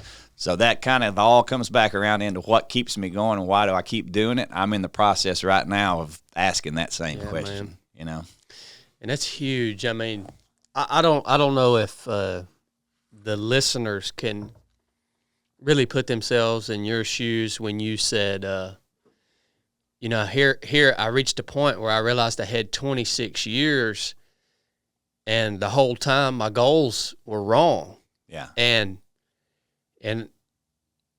it's time for me to admit that, and I have to admit that to myself in order to move forward. Yeah. That's heavy stuff right there, buddy. It's really heavy, and it comes at it comes with a risk, because I don't really know where it leads. Yeah. It's a step off the cliff. Well, I am so interested just to continue following you and to see what happens to the music part of you. Me too. Me too. Because if I had to guess, the music doesn't. The music's not going to go away. No. If I had to guess, it probably. I could see the Lord leading you into a place where the music is better than it's ever been before. Yeah. You know what I'm saying? I do know what you mean, but I have to be careful to get amped up about that. Oh yeah, 100%. You know why? You have to be at all the time, man. With so many aspects, not only just music. I was thinking about this the other day, and it's right in line with what you're saying. Even our prayer, like, it's so easy for us. You know, Jesus told us how to pray. Yeah. You know, we have the prayer that Jesus laid out for us. Well, I'm pretty good with words, all right? And I love to pray. Mm-hmm. The Lord's brought me into a place just within maybe the last year where I really enjoy praying. Well, over a couple of months, I was spending a lot of time in prayer, and I got pretty good at praying. You know, I thought I'd say a prayer, and I'd get done, and I'd say, man, that's pretty good. Well, I nailed that. Yeah. So I know the Lord heard that one, right? Yeah. You've impressed him. And you know what I ended up doing? I just said, you know what? No more of that. Yeah. I'm going to say the Lord's Prayer. Our Father, right, yeah. Yeah. I mean, you just have to, every step of the way, you're having to allow the Holy Spirit to show you where yourself is starting to come back up, right? Yes. And then you got to kill it, man. That's what could happen too. Like you said, if you were anticipating, like, yeah, now I'm making this transition. The Lord's bringing me through this transition. The Holy Spirit showing me what my purpose really is, and now your expectations are, okay, the music is now, it's going to get better than it's ever been. Like, you can't, no, man, you have to constantly be on guard about that. I have thought so much about this stuff, and that's why earlier I don't know how it comes off, you know, recorded, because there's a chance I get tongue-tied or I'd get twisted. It's because, man, I'm having this battle between what I think and what I understand and what I know the Spirit's telling me, right? So you were saying, like, this thing sneaks back in. And for some people who are, you know, I feel like our enemy knows your weaknesses and exploits them. And for some people, it's weakness. For some people, it's pride. For some people, it's this. Everybody's got their own thing, whatever it might be. And we're talking about Ephesians 6 earlier, which kind of drove my whole thing with fully armed. That's what it's referring to, is to be put on the full armor of God. But even in that, it's funny because as much as I love the full armor and the visual that goes with the breastplate of righteousness and, you know, the sword of the Spirit, my favorite part of Ephesians 6 is the first part, not the first part, but it says, our battle is not against flesh and blood. And this is my go-to. It's against principalities. It's against the forces of darkness in heavenly places. And the more I latch into that and remember that that's who I'm fighting here, and that is within me. It's within you. It's within all of us. Yeah. You got to know your enemy, right, before you really know how to attack it. And he knows the enemy better than we ever will. But, man, that part of Ephesians, that our battle is against spiritual things, that plays in so much to it. Man, I watch you guys. I know what you talk about, you know, and I'm with you. There's so much craziness going on in the world, you know, and we get so mad at this guy and this girl and that guy, and that we get so upset and so tangled at that person and that figure, when in the reality, man, they're just flesh and blood. I mean, they're just a person. It's the spiritual principalities working through them and us that the battle's against. And how often do we forget that?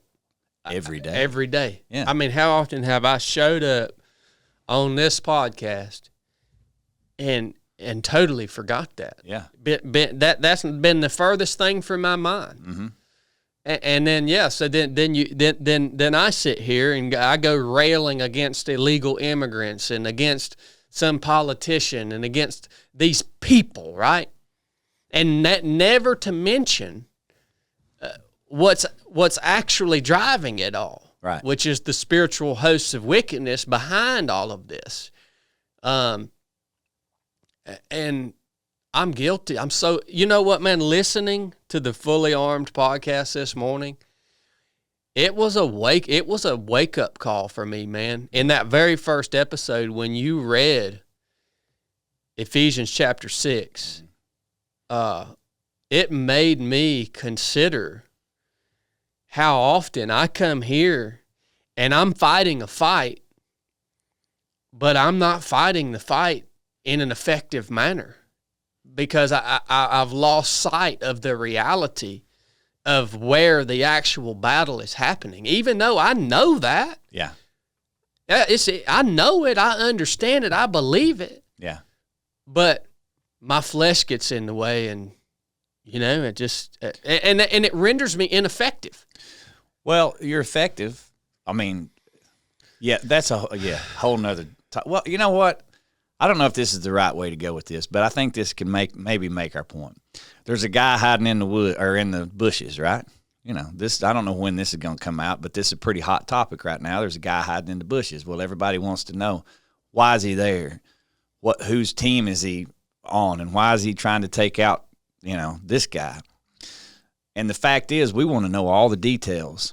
When the details are right there in front of us, man, battle is against principalities and the spiritual forces in heavenly realms that have driven whatever it has, taken itself down to that guy right there. Yep.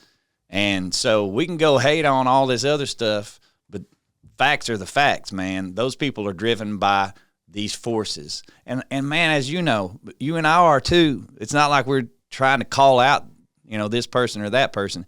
We all are in the middle of it. But until a person knows their enemy, they have a real hard time beating them.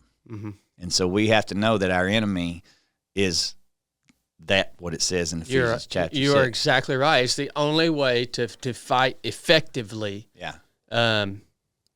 against the things that we see manifesting themselves in our physical world. Yeah. The only way to battle effectively. Now, that being said, I don't want to lose sight in the fact that Jesus did not just yell at demons. I mean, he said, you brood of vipers, he's talking to the powers that be in Jerusalem at the time. And so it's not like, he had his way to deal with the humans too, there were things that needed to be said to these people, So there is a balance in there, I think. But I think that knowing the root of why this person is doing what they're doing and saying what they're saying is the key to success and how to deal with the person. Also the key. Yeah, it's the key to bringing that awareness to them so that then they have the opportunity to repent from that and change the direction they're going, right? Yes. I mean, it's essentially an example is the example of me listening to your show this morning. Yeah. And that scripture impacting me in that way, Yeah, it's if you would have came to me and said,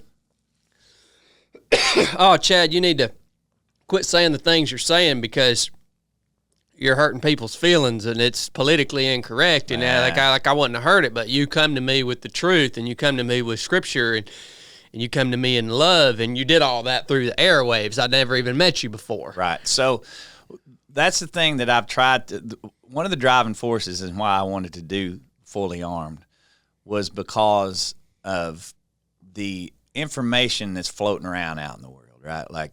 And we see it daily. I mean, news, come on. I mean, you can't watch the news and expect to actually get news. And I thought, okay, well, I have a lot of opinions, but at the end of the day, that book right there is where I'm going to get my opinions from. Yeah. And so as long as I keep that as my target, like that is the target, then I'm going to share how I feel. And just like we talked about earlier, I'm going to miss it from time to time. You're going to miss it from time to time. But that's okay, man, because we have a target that we're aiming for, and which I'm not trying to play into, targets. I know that plays into your world a lot, but I guess it does kind of make sense, though, that's what the whole thing was driven, by, was the fact that there's so much misinformation.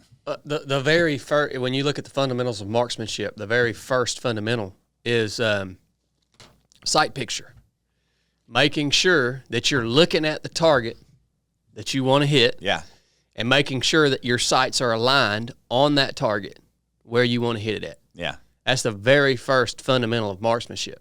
Right. So you're exactly right. It's having that target in focus and making sure your sights are aligned on that target. Yeah. And I have whole seasons where I'm not even looking at the target. I'm just shooting the berm. Yeah. I'm just wasting bullets, Yeah. man. I have whole seasons. One of the best lessons I ever learned. I'm a bird hunter, and I grew up quail hunting back when there were actually quail. There's not in East Tennessee much anymore, but and I get so frustrated and so mad when I missed, So I finally had a buddy. We go trap shooting, right? And so my thing was, I would look and see where it's coming from. Okay, it's going to come from over there. All right, I'm going to look up here, and I'm going to pull. And then here it comes, and then I'm going to try to shoot it, and I miss it. Finally, the guy was like, no, man, you got to watch it every second. You got to watch where it's coming from over here to hit it, And so the day that I started watching it come out of that arm, and every, split second I'm watching it, right? Man, it changed everything Changes for everything, me. yeah. So knowing where something's coming from and not just kind of reacting because there it is. All of a sudden it came into your right, view. Yeah. Right. So, we got on to shooting, so I had to throw that little it's bit in. good things, man, because that's the thing. These principles that we talk about in the spiritual realm, they play out in the natural too. Yeah. Like everything is essentially connected.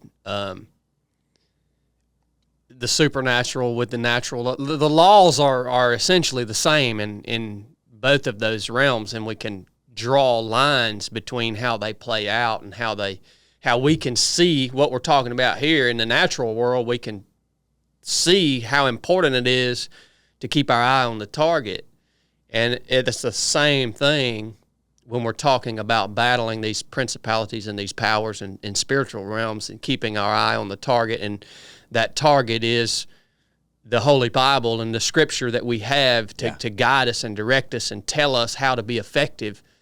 And, man, when we get outside the boundaries of that, we're just wasting our time, man. Well, and you and I, listeners probably tend to generally agree with a lot of the stuff we talk about, especially with the Bible. But there's a lot of people, we're from the South, so we're kind of used to Bible Belt. Everybody knows about it. So my target is this Scripture. A lot of people don't believe in that target. They come from a different background, different belief system. My thing with that always is whether you believe in this Scripture or not, and this target that I'm shooting at, there's nothing in this Scripture and this target that is against you.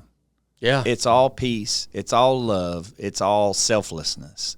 So even if you don't believe in the same target that I'm shooting for, it's still good for you. Mm-hmm.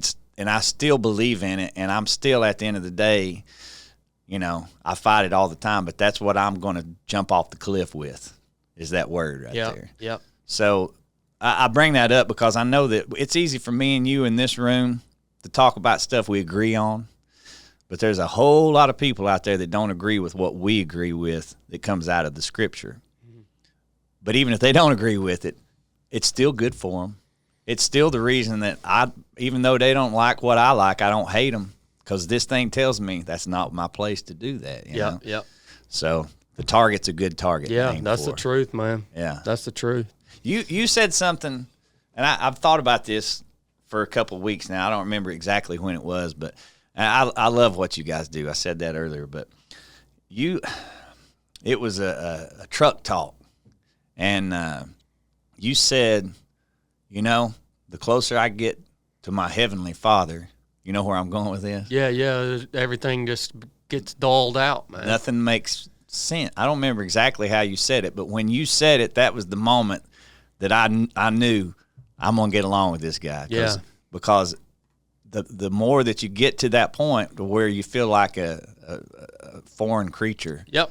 That's exactly it. Yeah. Yeah. And all the stuff that used to it made sense to you because you could intellect yourself into going, yeah, that's why I don't like this, or yeah, that's why I do like this. Even that stuff starts to not make that much sense anymore, I agree, man. So when you said that, I've been meaning to say that and bring that up. It's like I get it. I know what you're saying.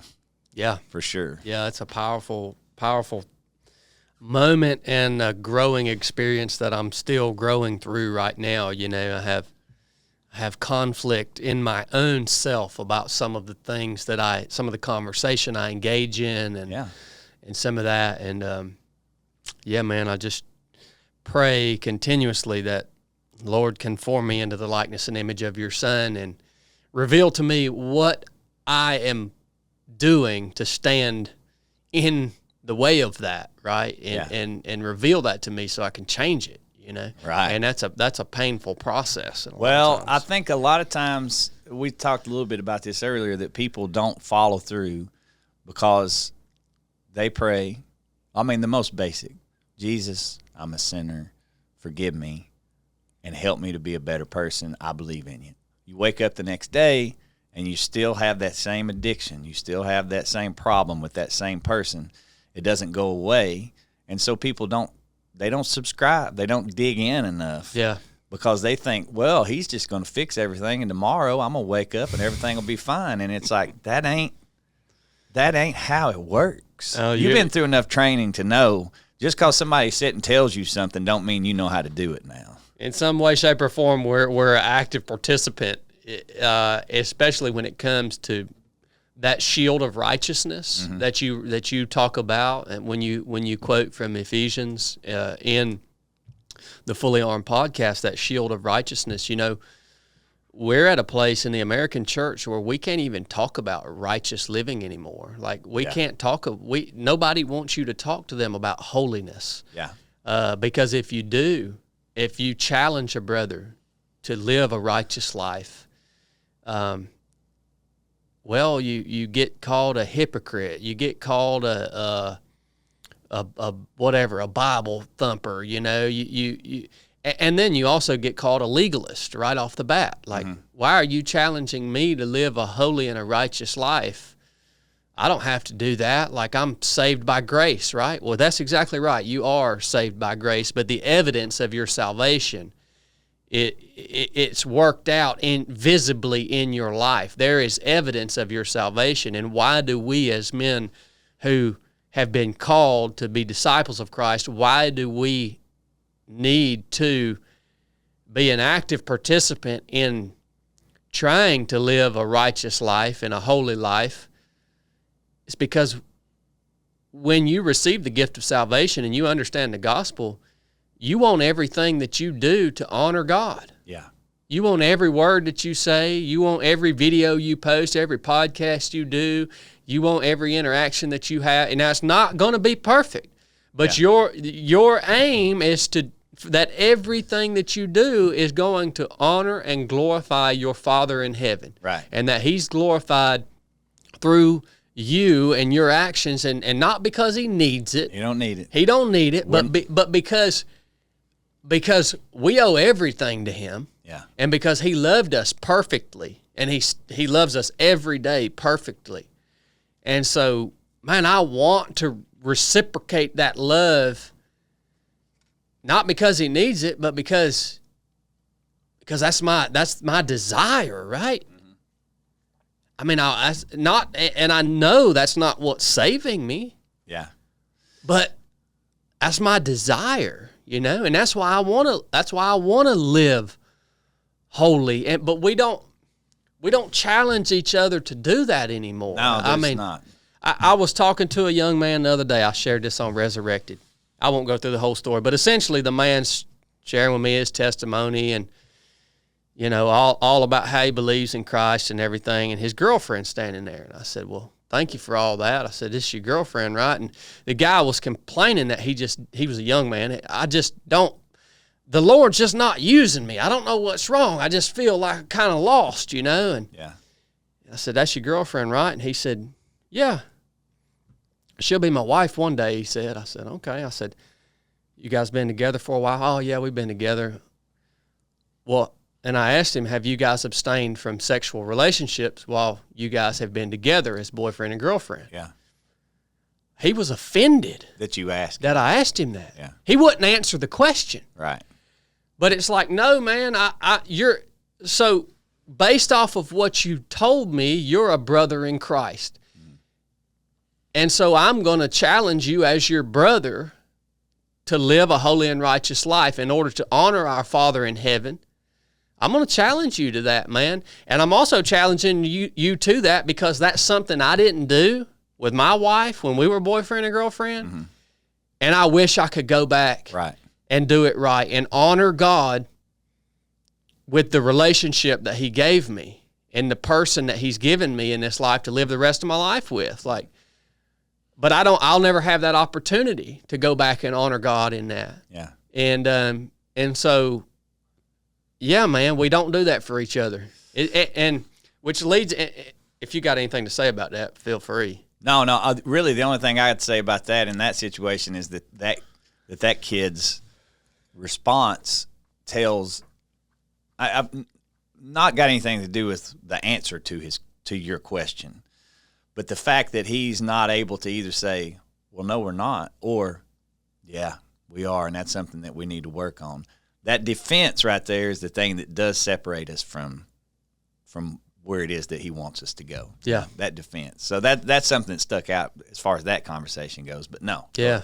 Yeah. And that was wild, man. Like me asking him that question was totally Holy Spirit led because I am not a bold enough person to ask someone that question, or at least I haven't been in the past. You know what I mean? But I'm learning it matters.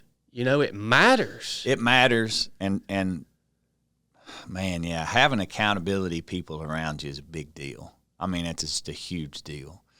And heck, we're both, we know JD, and that's really one of the big reasons I'm here is JD Malone, and he's one of my guys. If I have something, and he and I we went to college together. He and I might not talk for 6 months, but buddy, when we do, it's okay because he'll call me out on something, and that's so important to have somebody that is willing to tell you might be missing this, and because without that, well, we got God. He's going to direct us, but I think a lot of times he'll direct us to people that can give us the truth if we'll let them. I know he has done that for me for sure. Yeah.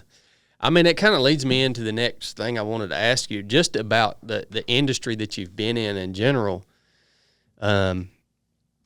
Obviously, the places that you have worked doing what you've done are not the easiest places to go as a disciple of Christ, and are just ripe with temptation from all these different angles.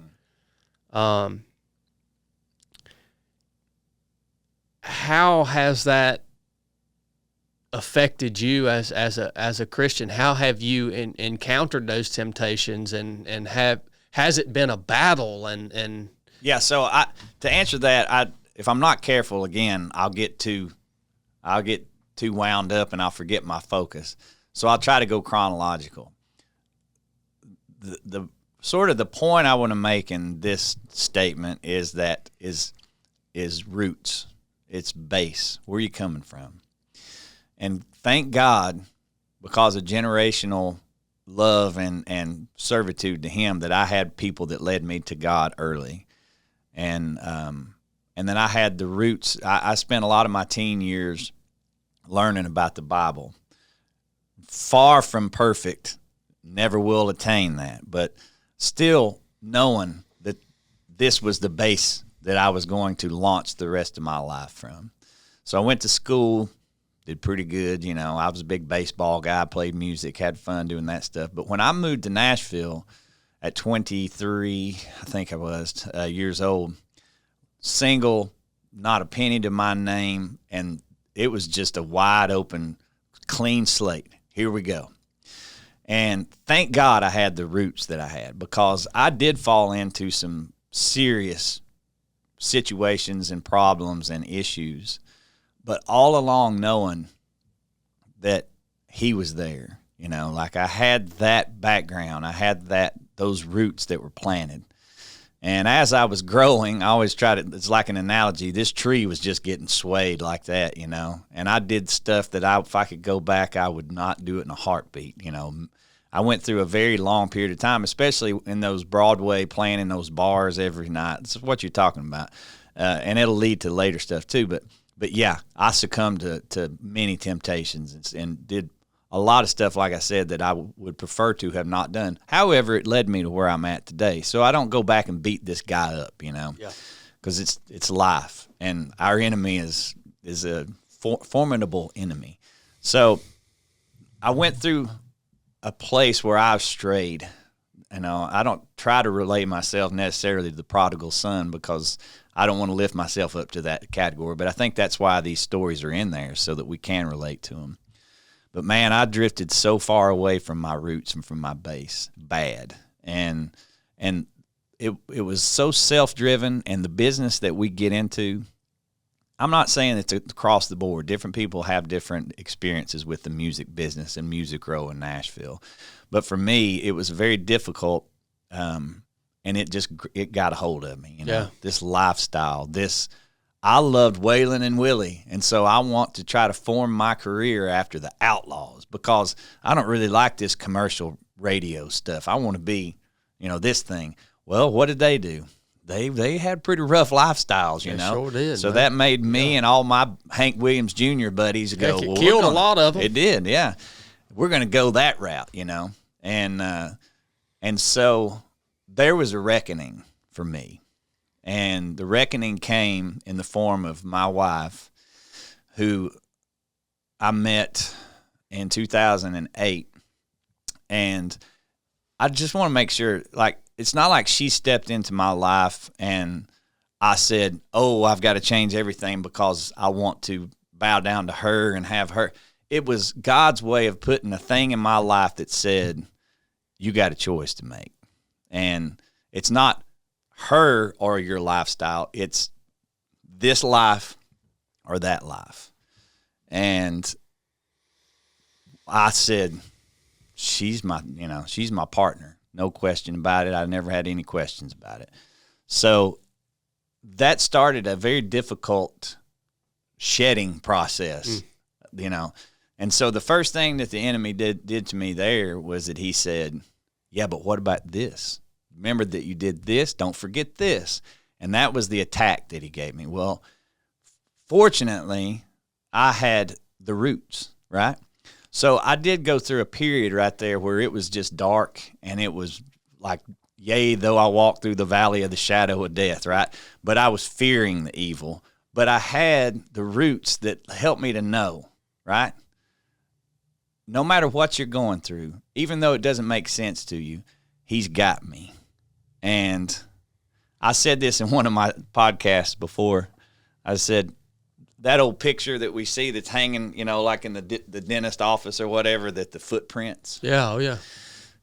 And so this may be repetitive to some people, but I've always seen that, and I thought, when I went through that period of time, I thought, no, that's not him carrying me, which is what it says on the thing, where were you? And he's, I'm carrying you. That's my footprints. I've always kind of felt like in that time in my life, he was there with me, no question. But in order for me to learn how to get out of that place that I was in, I had to walk out of it. He had to allow me, and he never let go of me. Don't get me wrong, but he had to let my footprints go through that sand for myself, because every day I would be like, God, just take this away from me. And he would, now I know he would say, I am, but I'm not going to do it overnight, because you'll just do it again. You'll fall right back into it. You won't learn anything. So I got through that, and then I don't mean to belittle it like I got through that. I'm still fighting battles all the time. But from that point, I met Jamie, and then that's when you get out on the road. You're on the tour bus. You're married. I got kids, and people are like, well, how do you deal with those, temptations and those? It's like, they weren't. I didn't even think twice about it, and I can confidently say I never had any problems with that. Actually, my problem was the being away from the thing that I knew mattered the most on earth was my people, So that was really my biggest thing. So really my trials that I think you were referring to really came more the early years for me. And then as far as the temptations and then that kind of stuff, because I never had any problems out on the road really as far as that stuff goes. So, man, I mean, that's miraculous in and of itself. I mean, because I can only imagine that in that industry, that is such a rare thing for a guy out there doing that job, living that lifestyle, to not succumb to alcohol, drugs, yes, adultery, whatever it may be. Because man, it's just, I mean, it's all around you, and you're out of town. Nobody's going to know but the guys that you're with. Right. It's just easy. Well, and it does take over a lot of guys. I mean, it really does. The big problem is, so let's say, like my dad, he worked in a carpet factory when I was growing up. Well, you can't show up there hammered and work for 8 hours and party the whole time you're working and then go home. It's like, that ain't how it works, you know. Well, in the music business, like, depending on what kind of, what your alley is in there, they kind of expect it out of you in some respects. It's the culture. Yeah, it's the heritage. Right. Yeah. So one of the episodes the first episode that I filmed for Fully Armed was Cowboy, Eddie Long's the steel player, and Animal, so Wayne Turner, and they played with Hank Jr. back in the 70s and 80s. And I got to go listen to that one. You need to listen to it. It's there's some great stories, but the whole point was, like, they're with Hank Jr. in the 80s. Like, it's kind of their job to party. That was the whole thing. But man, you'll see if you listen to it. Like, they had a lot of demons to shed when that was all said and done. But to go back to your point, yeah, it does kind of cater itself to that, right? Yeah. They kind of expect that out of you, and then there's a lot of downtime, and then there's a lot of people clamoring to get on the bus or backstage or all this stuff. So there is a lot to it. And when I see these young artists, not to name any, but, young guys that are in their 20s and have just took off, my heart goes out to them. It really does. I think we put them under a microscope like, oh, shame on them for this and this and this. Man, until you've been there and you've seen all of the stuff, you got to walk a mile in their shoes. You really do. Yeah, yeah. Because there's just so many temptations. But at the end of the day, man, there's a reckoning coming. Whoever it is and whatever it is, they're going to have to face this stuff at some point, Yeah, man. Let's praise the Lord that that he sent you your wife, that woman that that changed that trajectory. What a gift, man! What a gift our women are, man. It's unbelievable. I can't. Again, we could sit and talk for another 3 hours about the gift that we've been given with this partner, that makes us better people. But we also have to always remember that we are supposed to help make them better people too. There's a balance in there. So yeah. But yeah, she was a life changer, 100%. Well, when I see you now, doing things the way that you're doing, so my wife got to go and do some photography and some video stuff with Drake at a concert that you guys played just a few weeks ago. Yeah. And dude, I see you up there having a good time, but because I had talked to a bunch of people about you, and people kept telling me about you. Yeah. And every time when they would talk about you, they would just talk about, like, how filled with joy you were, and how when they met you, you had an impact on them, and that you were a disciple of Christ. And I'm sitting here watching you up on this stage, man, in this place amongst all of this craziness and all of this, foolishness and this and that. And I'm sitting there, like, the few clips I've seen, knowing that you're a man of God and that you're sober and that you have other reasons for being there. I know you do. Mm-hmm. And you have that perspective that the Holy Spirit's given you. It's like, man, it's just, to me, it's encouraging to know that you're there. Like, it just, to know that God has put you in that place, in that position that I'll never get to go as his disciple, but you're there. Yeah. And like, I don't know, it just fires me up for some reason, Well, seeing good. you up there in that environment and knowing that you are set apart and you're there in that place and you're one of the very few. And man, I just pray that the Lord uses you mightily in that space. And I know you probably have stories and maybe he already has, but just moving forward, man, because it's the same way in the SEAL teams, man.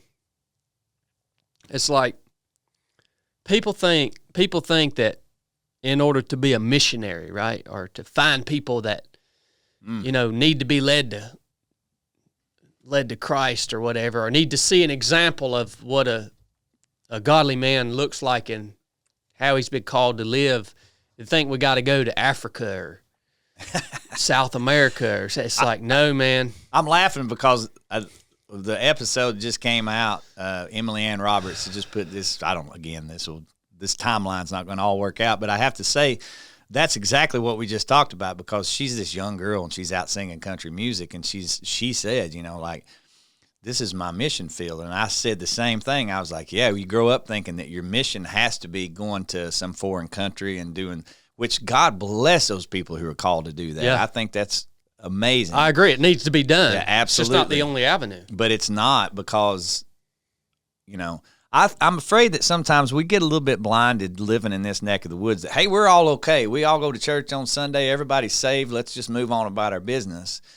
But then there's that pie chart that I was talking about. And how much of those people in that church are given up towards 100% to him?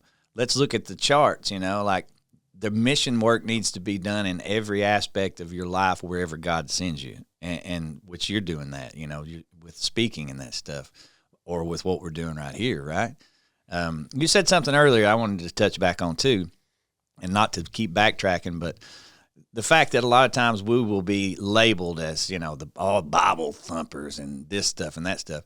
What a wonderful opportunity that we have a chance to have our voice heard in more than, a 10-minute, monologue, that we get an opportunity for people to go, oh, I misunderstood what he meant by that. Yeah, they're not just the Bible thumpers or whatever.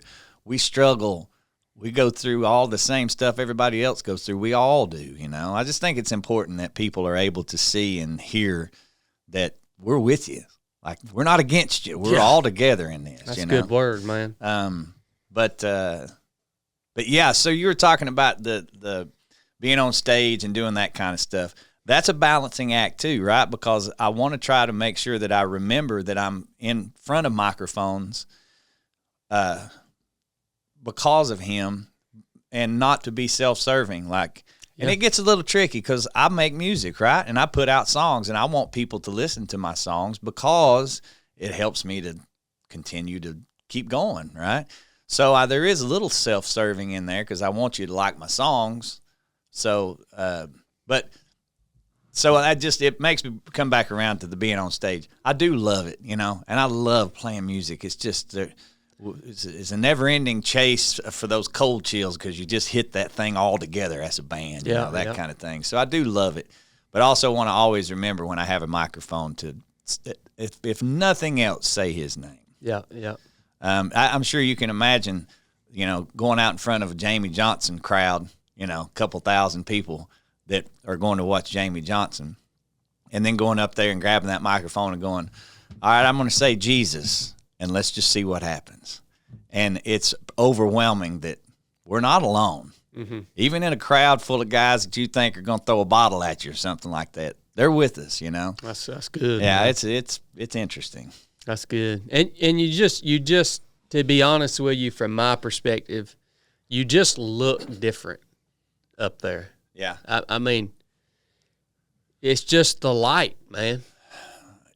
You just look different. Yeah, well, that's and good. So maybe you've never heard that, but no, I haven't. I mean, it's to me, just watching you, and people can go and look at your Instagram page or check you out, and they'll see what I'm talking about. Yeah, it's encouraging. Let's take a little break. We'll come back. All right, let's do it. All right. We're back. We're back. Man, we've covered a lot of ground. One thing that I do want to ask about, though, is that we haven't talked about yet is songwriting. Oh, yeah. So we've talked a lot about playing music, the lifestyle, instruments, all that stuff, but songwriting is like a whole nother lane. Yeah. And so when did you write your first song? High school for the band, we got the little band. Yeah. Okay. So I wrote a song called Downtown. Don't ask me to play it because I don't remember how it went, but I remember that, it was just called Downtown. That's all I remember. I'll be darned. Yeah, in high school. And then in college, I started getting into it a little bit more and really kind of digging in a little more. What does that process look like? Well, which process? Like the one individual song or the getting into the whole thing? Well, I guess writing a song. Yeah.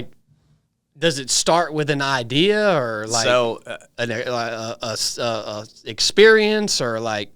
It depends on if you're obviously you're asking me that now, so I'm coming from a very different platform. If you asked me that when I was in high school or college, I would say it was just inspiration. Something inspired me, and I want to write a song that makes me feel the way that song made me feel, So that had a lot to do with it early on. Now, having spent so many years on Music Row, surrounded in a community of people that are writing songs all the time. Like, you got to be careful what you say around somebody because they'll sneak over and write down this thing over here, Really? Well, I mean, loosely speaking, yeah. Well, I was in that documentary, not to sidetrack you, but I was reading about the Carter family and the guy, it was the two women that sang. There was like a guy who, I forget his name, the guy's name, something Carter, but he was married to one of June Carter or one of them, but it was saying that he would travel all throughout his region and try to find people who had a song. Right. And he would go to these poor folks and just people from all different backgrounds, and if they had a song, he wanted to go and meet with them to see if he could get that song from them. Yeah. So, I mean, it's a big deal to have a song or to have an idea, so I imagine there are people all over that are trying to kind of take from that. Well, that's digging way back. That's back when they first started realizing that we can monetize this thing, Yeah. So they would go to what we were talking about earlier. You're sitting on the front porch with a guitar and a banjo. Well, they go to it's A.P. Carter, I think, and there was Maybell. That was him. Yeah, A.P. Carter. Yep. Yeah. So they would go because they knew how to record. Now, they can put this thing on a record. That was very new. And so they knew that these guys would in these communities had this one song that old Joe over here plays every Friday night, and everybody loves it, Well, then that's the one. Ain't that wild, yeah. man? And so it's not necessarily like in that case, I don't think that it was like we're trying to take old Joe's song. It's just like, man, we want to record some great songs, That's Americana right there, man. Yeah. But yes. It is interesting. There's a story that Willie Nelson was riding with Roger Miller, and Roger Miller, wrote some amazing songs. He was very funny. So they were riding. I'm loosely telling this story through the desert, and they're talking. And Willie goes, "Stop the car!" And Roger's like, "What?" And he pulls over, and Willie goes over. And I might have the two guys confused. It may have been Willie driving, and Roger got out of the car. I can't remember. And disappeared and came back. And the other one said, "Where'd you go? You go to the bathroom or something?" And he goes, "No, you said something that was really good, and I had to go over there and write it down because if I didn't, you'd see what I wrote down. You'd take it yourself, that's that competitive." Because and a lot of people don't know that Willie was a songwriter for a long time before he was actually known as a singer or. If I recall correctly, he wrote, and I know he wrote "Crazy." It was Patsy Cline's big hit. "Crazy." He wrote that, but I'm thinking that he ended up getting like $100 in a publishing deal for it or something like that. Anyways, it worked out okay for Willie. It was all right, but yeah, he was definitely just writing songs with short hair and back in those days. So yeah. But for you, I mean, So you have an idea, you have something that happened in your life, and do you like lock yourself in a room somewhere until you get it complete, or no? It depends. A lot of times, well, I'm not speaking for all songwriters because everybody does different. But for me, I like to try to write something myself if I can. If I stumble into an idea that's just like, man, I can't quite, this is such a great title or an idea or thought, but I can't quite wrap my head completely around it. Let's get somebody else in here, and usually that opens it up really well. Co-writing it's great. It really is, because you can, you take an idea that's this big and then you turn it into an idea that has this much potential because, you brought this other person That's or two right. people's aspects into it, Yep. So, but for me as a musician, about half the time it comes from a groove or from a chord progression, and about half the time it comes from this title or this idea or this thought. Okay. So it's sort of balanced out like that. But it's interesting though. Do some of them, like, obviously, how many songs have you written? Oh Lord, I don't know. It's a bunch. A lot. Yeah, many. That's a lot of time, man. Many. It's a lot of time. So when I first got into the publishing world in Nashville, I would write every day. I mean, I wouldn't write Saturday and Sunday. We're out gigging and doing stuff, but I'd write 4 or 5 days a week. And you don't get a song every time you do that, but you get a lot, So I don't know, man. I've probably written 1,000 songs, which that's all fun and games to say that. It's like, well, what do you got to show for it? You could write a song every day if you wanted to, but with intent on writing something that I really loved or that other people might enjoy to listen to, I've written a ton of songs. Yeah. How do you weed through them? Like, I mean, 1,000 songs. Like, right. I think you have to really focus on what's happening in the moment. Like, what song is sticking with you? You might have wrote 4 songs last week. 2 of them you listen to the next day, and you're like, that didn't really hit me. We tried, we went for it. It just didn't really stick. One of them does. So you go in and you record it, and then you listen to the recording. Man, that's pretty good. I like that. So it just continues to gain momentum. But then we could get in this whole conversation about publishers and song pluggers and how they're trying to pitch songs to other artists, and there's a whole business that goes into that. It is part of songwriting, but at the same time, it's not. It's a whole different world. Yeah. And there's a lot to cover there. Yeah. And so, I get that. That would be more like the money side of it, you would say, like, in terms of them. Yes, it's ways of trying to figure out how to monetize what it is that I'll give you an example. So in the really height of me going to Music Row and writing every day, was trying to get stuff from me to record as a singer, but also, man, we're trying to get other people to cut these songs too, whoever it might be. So back in those days, and they may still have it now, I don't know, but it was called row fax. And so every week you'd get this fax sort of, piece of paper, or it would be online that said, here's who's cutting today. Back then it would be like, well, Brad Paisley's cutting and he's looking for up-tempo positive or, slow songs, whatever. It would show who's cutting, who's looking for songs, So I would go into Music Row and we'd have writing appointments. And in this one individual case, I was writing with my buddy Chris Dubois, and he's a very successful now songwriter. He's done very well. But he had a connection through his publishing company and the record label with Paisley, with Brad Paisley. So we're like, man, Paisley's cutting next week. We need to write a song for him. And what's he looking for? Well, he's looking for something that's kind of like mid-tempo, like Dixieland Delight, like something like that. So we wrote this song, and it's called Twilight in the South.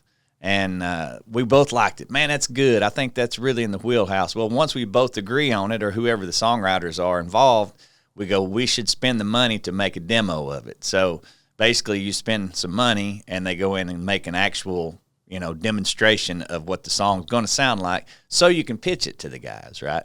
So this was probably in, man, I may be off by 4 or 5 years, but it was probably in 07, 8, 9, somewhere in that ballpark that we wrote this song. And at that point in time, the one guy in town was singing all the demos. This one guy, man, is Chris Stapleton. He's a great singer. Let's get him to sing the demo. So he sang this song. And so I've spent the last 10 years listening to him sing my song, That's wild, man. So, and actually Jamie ended up being that guy shortly after that. Like, he turned into the dude everybody's getting to sing their demos. So then we take that song, we pitch it to Brad Paisley, and they pass on it. Something else, Mud on the Tires ends up being the song that they cut for that record. And it's very similar to what we end up doing. But I love it so much, and my wife's listening to it for the last 10 years, and I'm like, I need to cut that song myself, So I did end up cutting it, and it ended up being the title track on a record that I did in 2020, 21. I can't remember when I put it out. But that's sort of the life of that song, and now it's still out in the world. You can go listen to it right now, So that's give you an idea of kind of how that stuff transpires. It's crazy how deep the whole industry is. Yeah. Like, you talk about these guys like Chris Stapleton and Jamie Johnson, and all names that most people who are into country music now know. Mm-hmm. But you talk about the time that they spent where they were just singing demos. Like, nobody knows that. Like, dude, there's so many layers to to that industry before, and so many layers back from the people that you just see and hear about all the time. Right. I'll never forget the first time I heard Stapleton's voice. I was writing so on Music Row, there's houses, these old houses that the publishing companies buy and that you write songs in them. So we're sitting in a room like this, me and songwriter, and I hear this voice next door, in the room next to us, and I'm like, who is that? And the guy I'm writing with was like, that's just, Chris Stapleton. And I'm like, I never heard anything like that, man. And I walked in there, and it was somebody listening to a demo. It wasn't him in there. And I'll never forget that. That's the first time I heard. I was like, that dude is next level. Like, he's a good singer, So yeah, I'll never forget that. But are there a good many people that can sing like that well that never reach the point where they're very well known like Chris Stapleton has? Or do you hear a voice like that and you're like, that guy's going to make it? It's going to happen, right? Most of the people that have that kind of talent, which not like him, there's not many that can do what he does. So I'm careful to not say people like him, because there's not many people like him. Yeah. But most of those people will at least get an opportunity. Most of the time, if you can sing like that, you're going to, and even he had such a hard road because, and I remember this so plainly, like, God, he's a great singer, but I don't know if we can, he doesn't really have the look of Tim McGraw, he doesn't have, and that was always working against him, and I remember that, like, who cares, man? This guy's unbelievable. Yeah. And so there are plenty of, if you have that kind of talent, you're going to get more opportunities. What happens with those opportunities, you never know, but definitely that cream will rise to the top. But I tell you what, man, this business is really interesting because there's a lot of people who can't even kind of have that kind of vocal talent that are huge stars just because, man, stuff just worked out, That's wild. It is, man. It's really interesting. It is. But yeah, I have seen a lot of acts through the years, a lot of artists that I'm like, man, they should have been at this place, that should have. And it's just one thing or another happens and it just doesn't work out, it's amazing. It really is. I've always wondered that, man. Yeah. It's a fact. They're out there. They are out there. But I guess, you'll have that in any industry, I guess. But, there's only so much room on that radio. I mean, you can only play so many 3-minute songs in a day, so there's that. Of course, that's all changing too with online stuff. For sure, that's a whole nother deal there. Do all singers, musicians, do all of them write? or attempt to write? No. So, that's a good point. George Strait, arguably one of the biggest country act, or any act ever. Man, he made a living off of singing other people's songs, and he did it well. Like he had a great team too, though. He had people that helped him.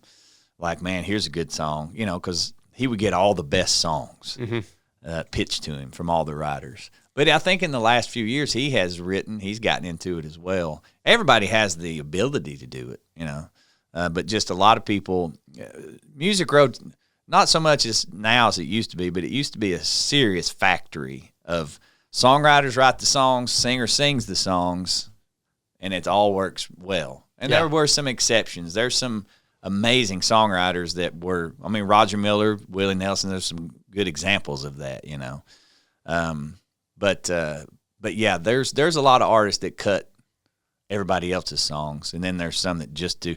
Like Clint Black's a good example. If you remember the record back in the day, Killing Time, and it had all that stuff, he wrote all those songs.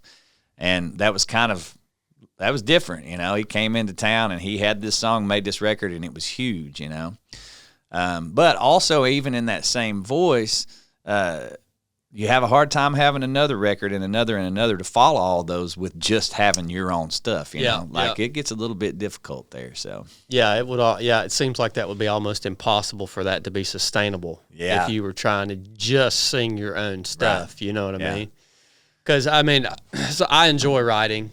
I enjoy words. I think words are obviously really powerful, and I just think I've actually thought about maybe sitting down and trying to write a song one day. Oh, really? I know nothing about the instrumental aspect that would go along with that. You know what I mean? Yeah. But I love writing short form, in just in stanzas or blocks, and it would be a fun challenge for me. Well, you've already.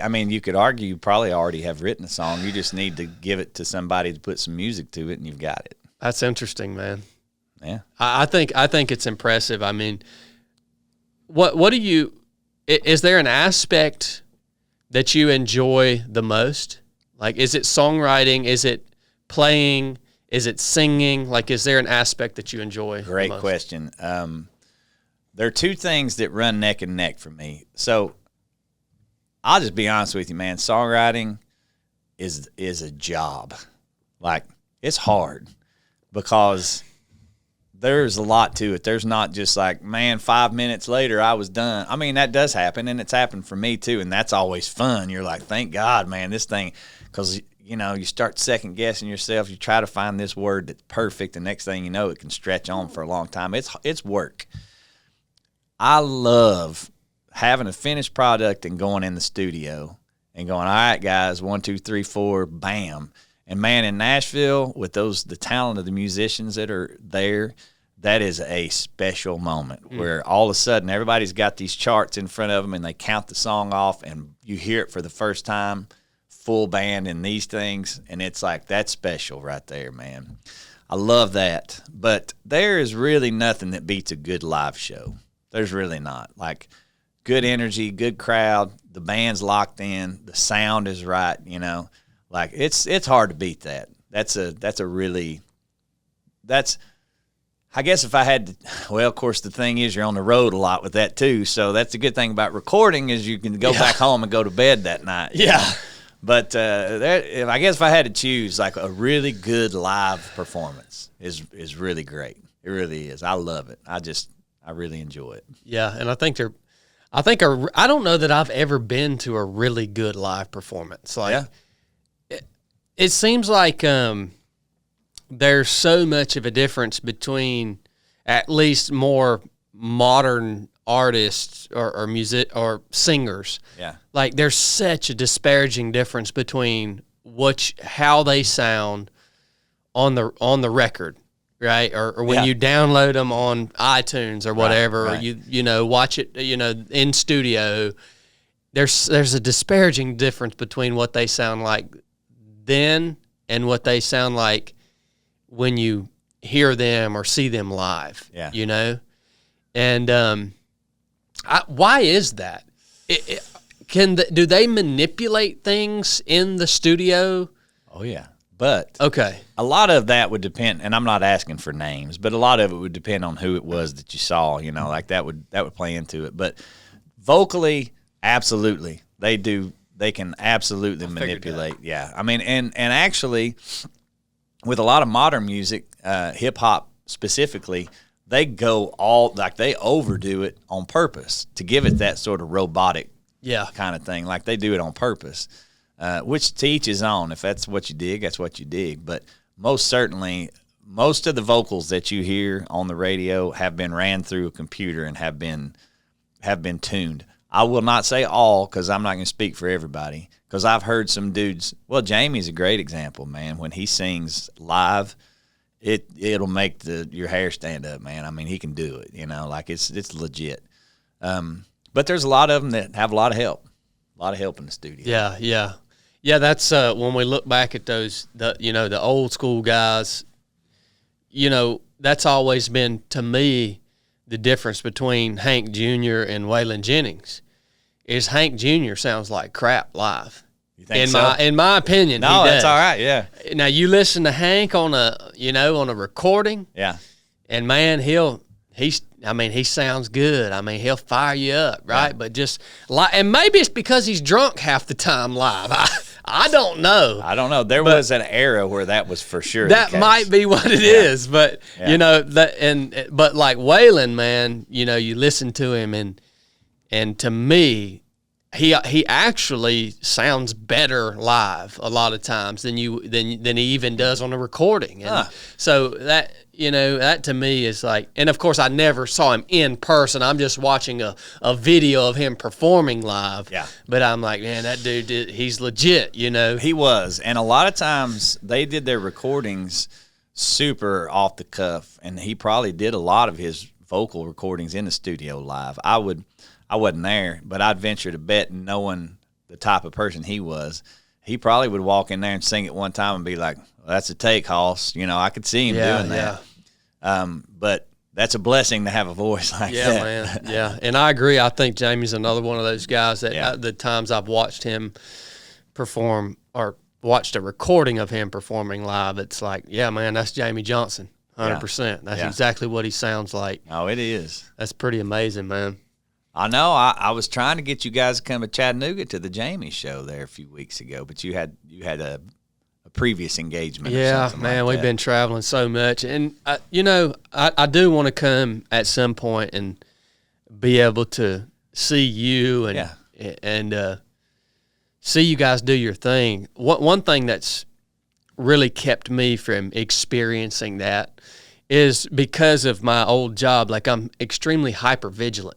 Yeah. And when you get me in environments where there's a bunch of people, and especially if they're acting crazy and it's loud, and a lot of times I get a little antsy and uncomfortable. Well, you don't enjoy the moment, right? Exactly. Yeah. Yeah, exactly. But I get it. yeah, one day when you guys are maybe doing something live and it's a small audience, and if there's an opportunity for me to slip in and just experience that and be able to see you guys, because I've only ever been to one live concert in my whole life. Yeah. So it would be cool. What was it? It was something in Virginia Beach. It was a country thing. Like a festival kind of thing? But it was in a big thing and out on a lawn, and I wasn't close. But that's definitely on my list. Yeah. Like, I want to be able to experience a show from guys like you and your team, professionals that I listen to and I like their music, experience that up close, in person. That would be really cool. You need to, man. You need to. Yeah. Yeah, that's high on my list. Yeah. Well, dude, I know you got a new song. Yeah. That's getting ready to come out. Right. I've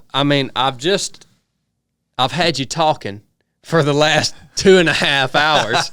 So I don't know if you want to give us a little taste of that. I would love to. While we're here, I think it'd be awesome, man. The listeners would love it if you feel comfortable doing that. I feel very comfortable doing it. And actually, I feel comfortable doing it in here because I think just within the last week, I turned you guys on, and I heard all of you guys singing "Macon." You had to get back to Macon. I was like, man, there's some good voices. And I think I saw Chili, wasn't it, holding that guitar?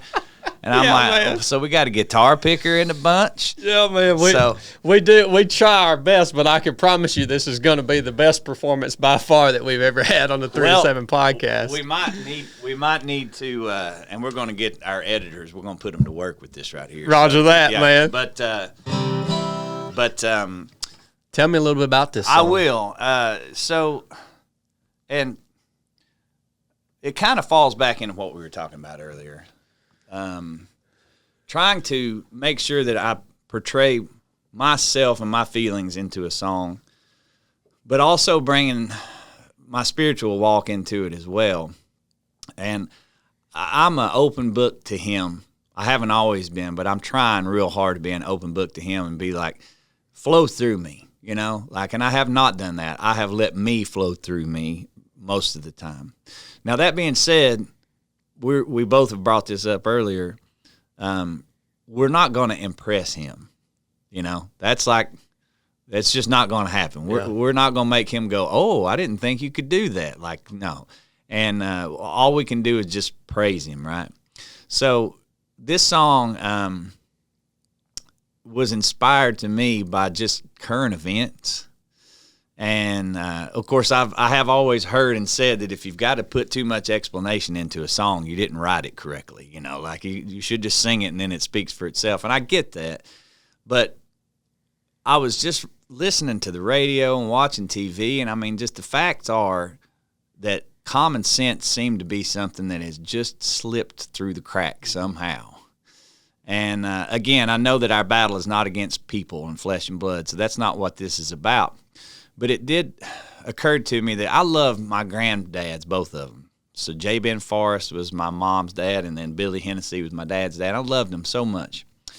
Not perfect people, but they were from a era and from a generation of dudes that guys like me and you will never understand. My granddad told me stories about doing stuff at a young age that I don't know if I could have ever pulled off, Yeah. Clearing the whole river valley so they could flood it, and cutting down giant trees with a cross-cut saw and another man and hooking them to a mule and having put, that is a different kind of generation. And then to go through what they went through, the trials and the things that went on through the 40s and the 50s, and that I think that it just made a very strong generation of guys. And that's kind of what, inspired this song. And it also, it has some of my beliefs in it. It has some things in it that I feel strongly about that I think I'm on the right track with. So, but speaking of Hank Jr., he always took his E string right here and dropped it down and got that thing. I've actually heard him do that. But I'm going to cheat a little bit and use my tuner so I make sure that I got it right. Make sure I got it right here. This is live music, by the way, folks. Live music. So just, here we go.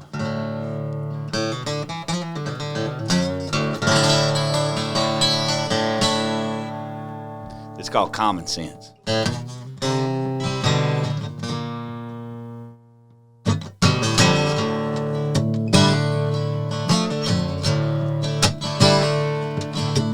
My granddad was born in 1924.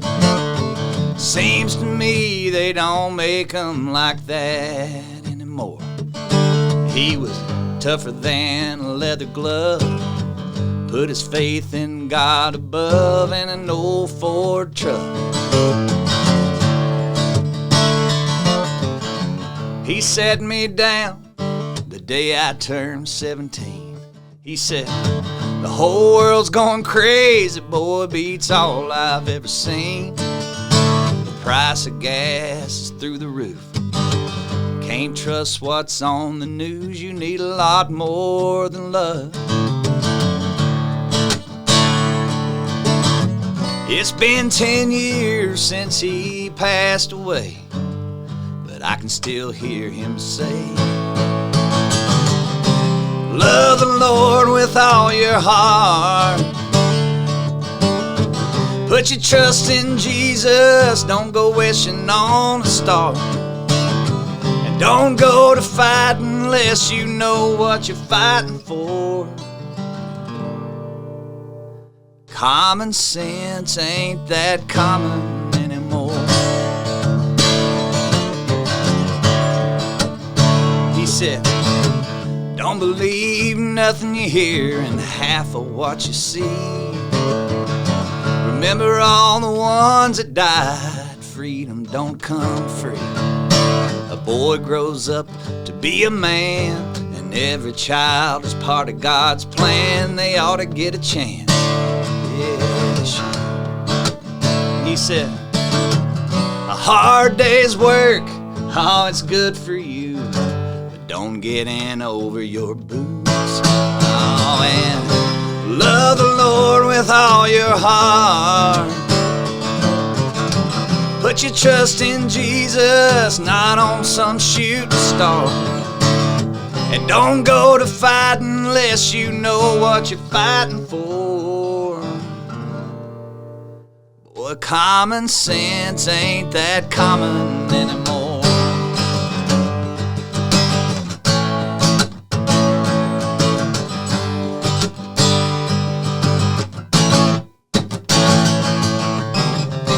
Love the Lord with all your heart.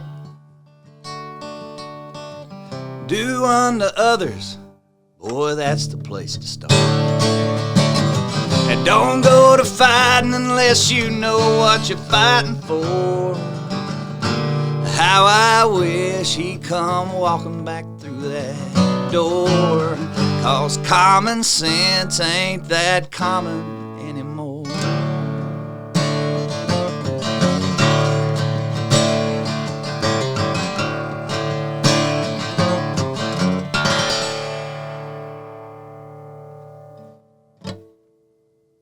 Common sense. That was so freaking cool, man. I literally just got done telling you, like, I would love to be able to sit and just watch somebody like you do your thing. Yeah. And I just got to see it. There you go. Like, right there in front of live and in person right here in front of me, man. Yeah. That was powerful, man. Well, that was powerful. Thank you. And I'm serious, man. If you got, I mean, we'll probably talk about this later, but if you got some lyrics and some stuff you've written, we can put it to music. We should try it. It'd be cool. Man. Yeah, that's a powerful thing, dude. And like one thing that I think that we haven't talked about, that's an amazing song. And thank you. I love the way you've incorporated like country living, lifestyle, the men that we looked up to growing up, and your faith and scripture and everything all into one show. You know what I mean? Yeah. Like that, it's just, well, that's the thing about music is that we can sit and talk about things and pick them apart, which we have, and it's a good thing. I'm not saying it's not. Yeah. But with music, you got 3 minutes, 4 tops to get a point across and make them rhyme a little bit. Like it's a very interesting thing to do. Yeah, it was amazing. And it's one thing that we haven't talked about is how powerful music is. And talking about it in context with your show, Fully Armed. Yeah. And the scripture that you share out of Ephesians 6. Music is a powerful, powerful tool that can be wielded for good or for evil. Yeah. And it's so powerful that there is evidence in Scripture that Lucifer was in charge of the timbrels and the music in heaven. Like that was his thing, right? That was his thing. Yeah. Like that was as an archangel. Like that was his leadership role, was to orchestrate the music that was. And you said earlier, God created music, and obviously created us with the ability to hear it and to sing it and to play it. And I don't think a lot of people, even Christians, know that. And it's a testament to how powerful the gift that God has given you is, and how it can be wielded in a powerful way, either for good or for bad. Yeah. And I think so, at least in recent times, but you could go even back generations, music has been one of the tools that has been used by Lucifer or Satan now. Yeah. He's still using that tool Yeah. in order to accomplish his purposes. And for you to create songs that do mention the name Jesus and talk about doing unto others as you would have others do unto you, and that's a great place to start. And dude, you understand that you're hitting old Satan like on his home turf with that, right? Oh, that's a good point. Like, you understand, like, you're taking his thing and you're actually turning it on him and you're wielding it against him. Huh, that's a good point. I hadn't thought about that. Like, think about how powerful that is, man. Yeah. The gifts that God has given you, how you can take that and you can enter the camp of the enemy and say, no, I'm going to take the thing that God made that you have taken and you've perverted and you've used it for your purposes. Yeah. And I'm going to turn that on its head, and I'm going to make something within the boundaries of what it was created to do. Yeah. And I'm going to leverage that against you in this world, in this fight that we're all engaged in. Mm-hmm. And it's just right in alignment with your mission and your show and what the Lord's put on your heart, man. Yeah. I mean, your specific gifts are right there in that wheelhouse, dude. And you're doing it. Well, it's good that it's encouraging to hear it from the outside in, because we get, as I know you get that too, you get kind of tangled up in your own way if you're not careful. You Yeah. know? And so, and from songwriting too, you know, like, it's a journey. Like, I'm changing all the time in the direction that I'm going with what it is that I'm trying to write, you know, and what the goal is within that too. And the goal with that song is just to sort of, man, I just feel so strongly about this thing that I just got to write something about it. Yeah. And I want to make sure too, like, even within the title, common sense is not that common.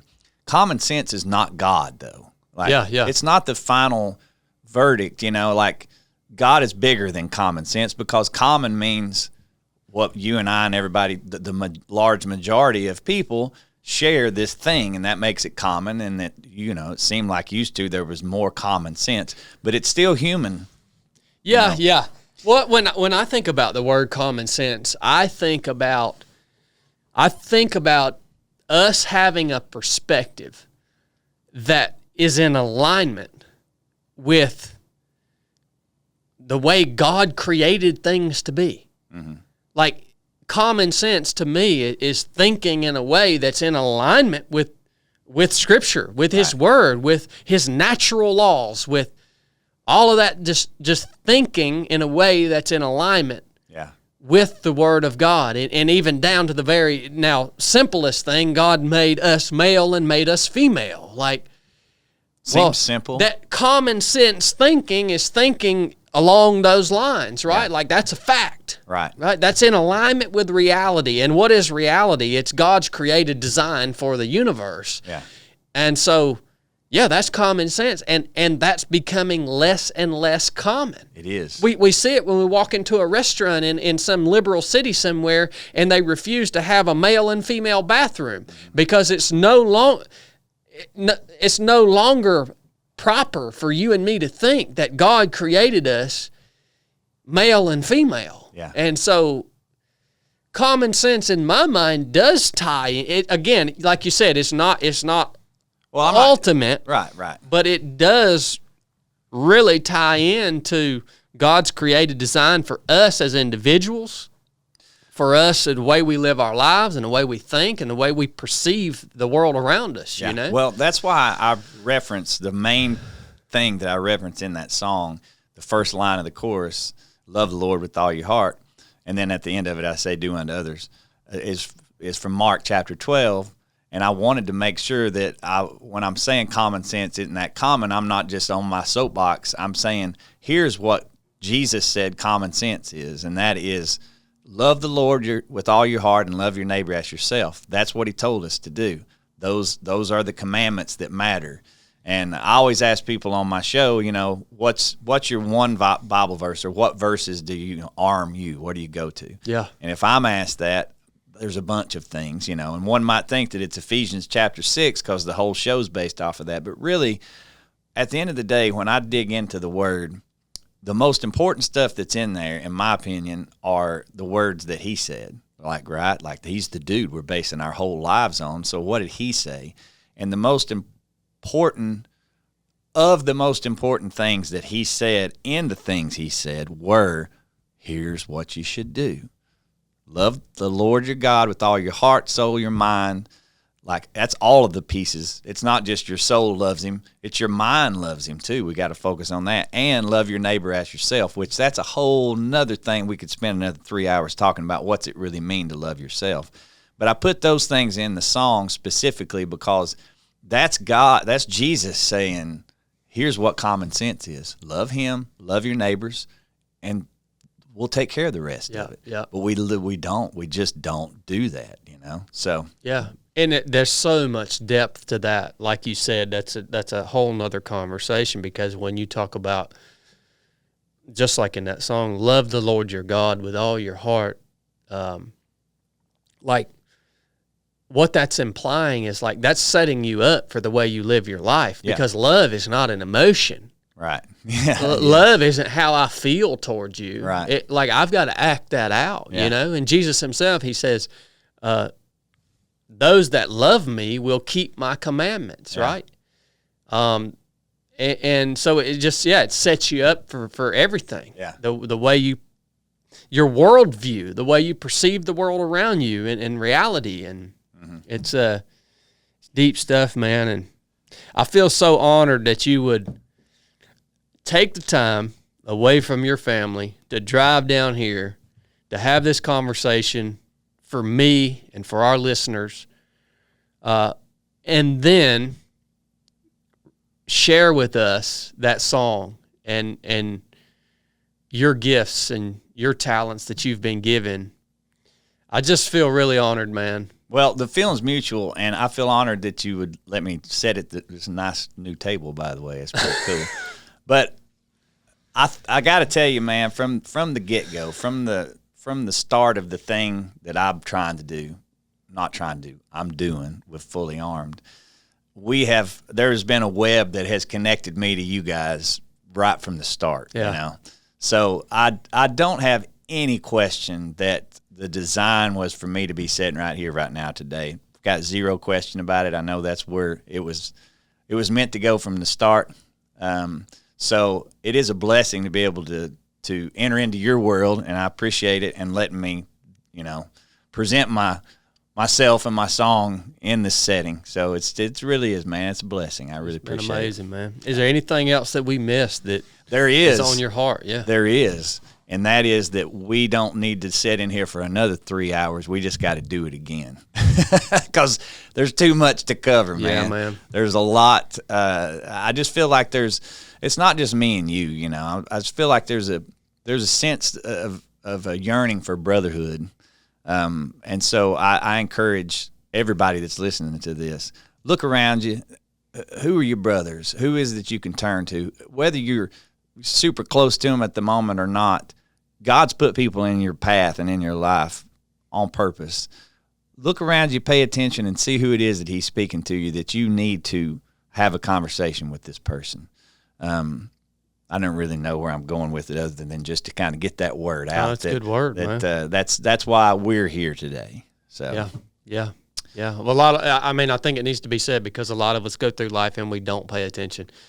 We don't try to extract lessons. We don't try to look at the people around us and value those relationships. We're complacent, right? That's the human default, is to move through life in a complacent way. We don't think about those things. Therefore we don't appreciate those things. We don't utilize those things, those lessons, relationships, the brotherhood and the family that we have within the body of Christ. We waste a lot of that, man. Yeah. We waste it because we're not deliberate, right? We're just complacent all the way through our lives. Yeah. And we just let things happen to us or hope things are going to happen to us that we want to happen. And then we end up just getting ready to die one day. And we're like, crap, I don't get to do that. I'm out of time and I don't get to do that over again. No, you're right. Start now. Yeah. Right? That's the truth, man. Well, I hope that one day, I get to sit down and Judy.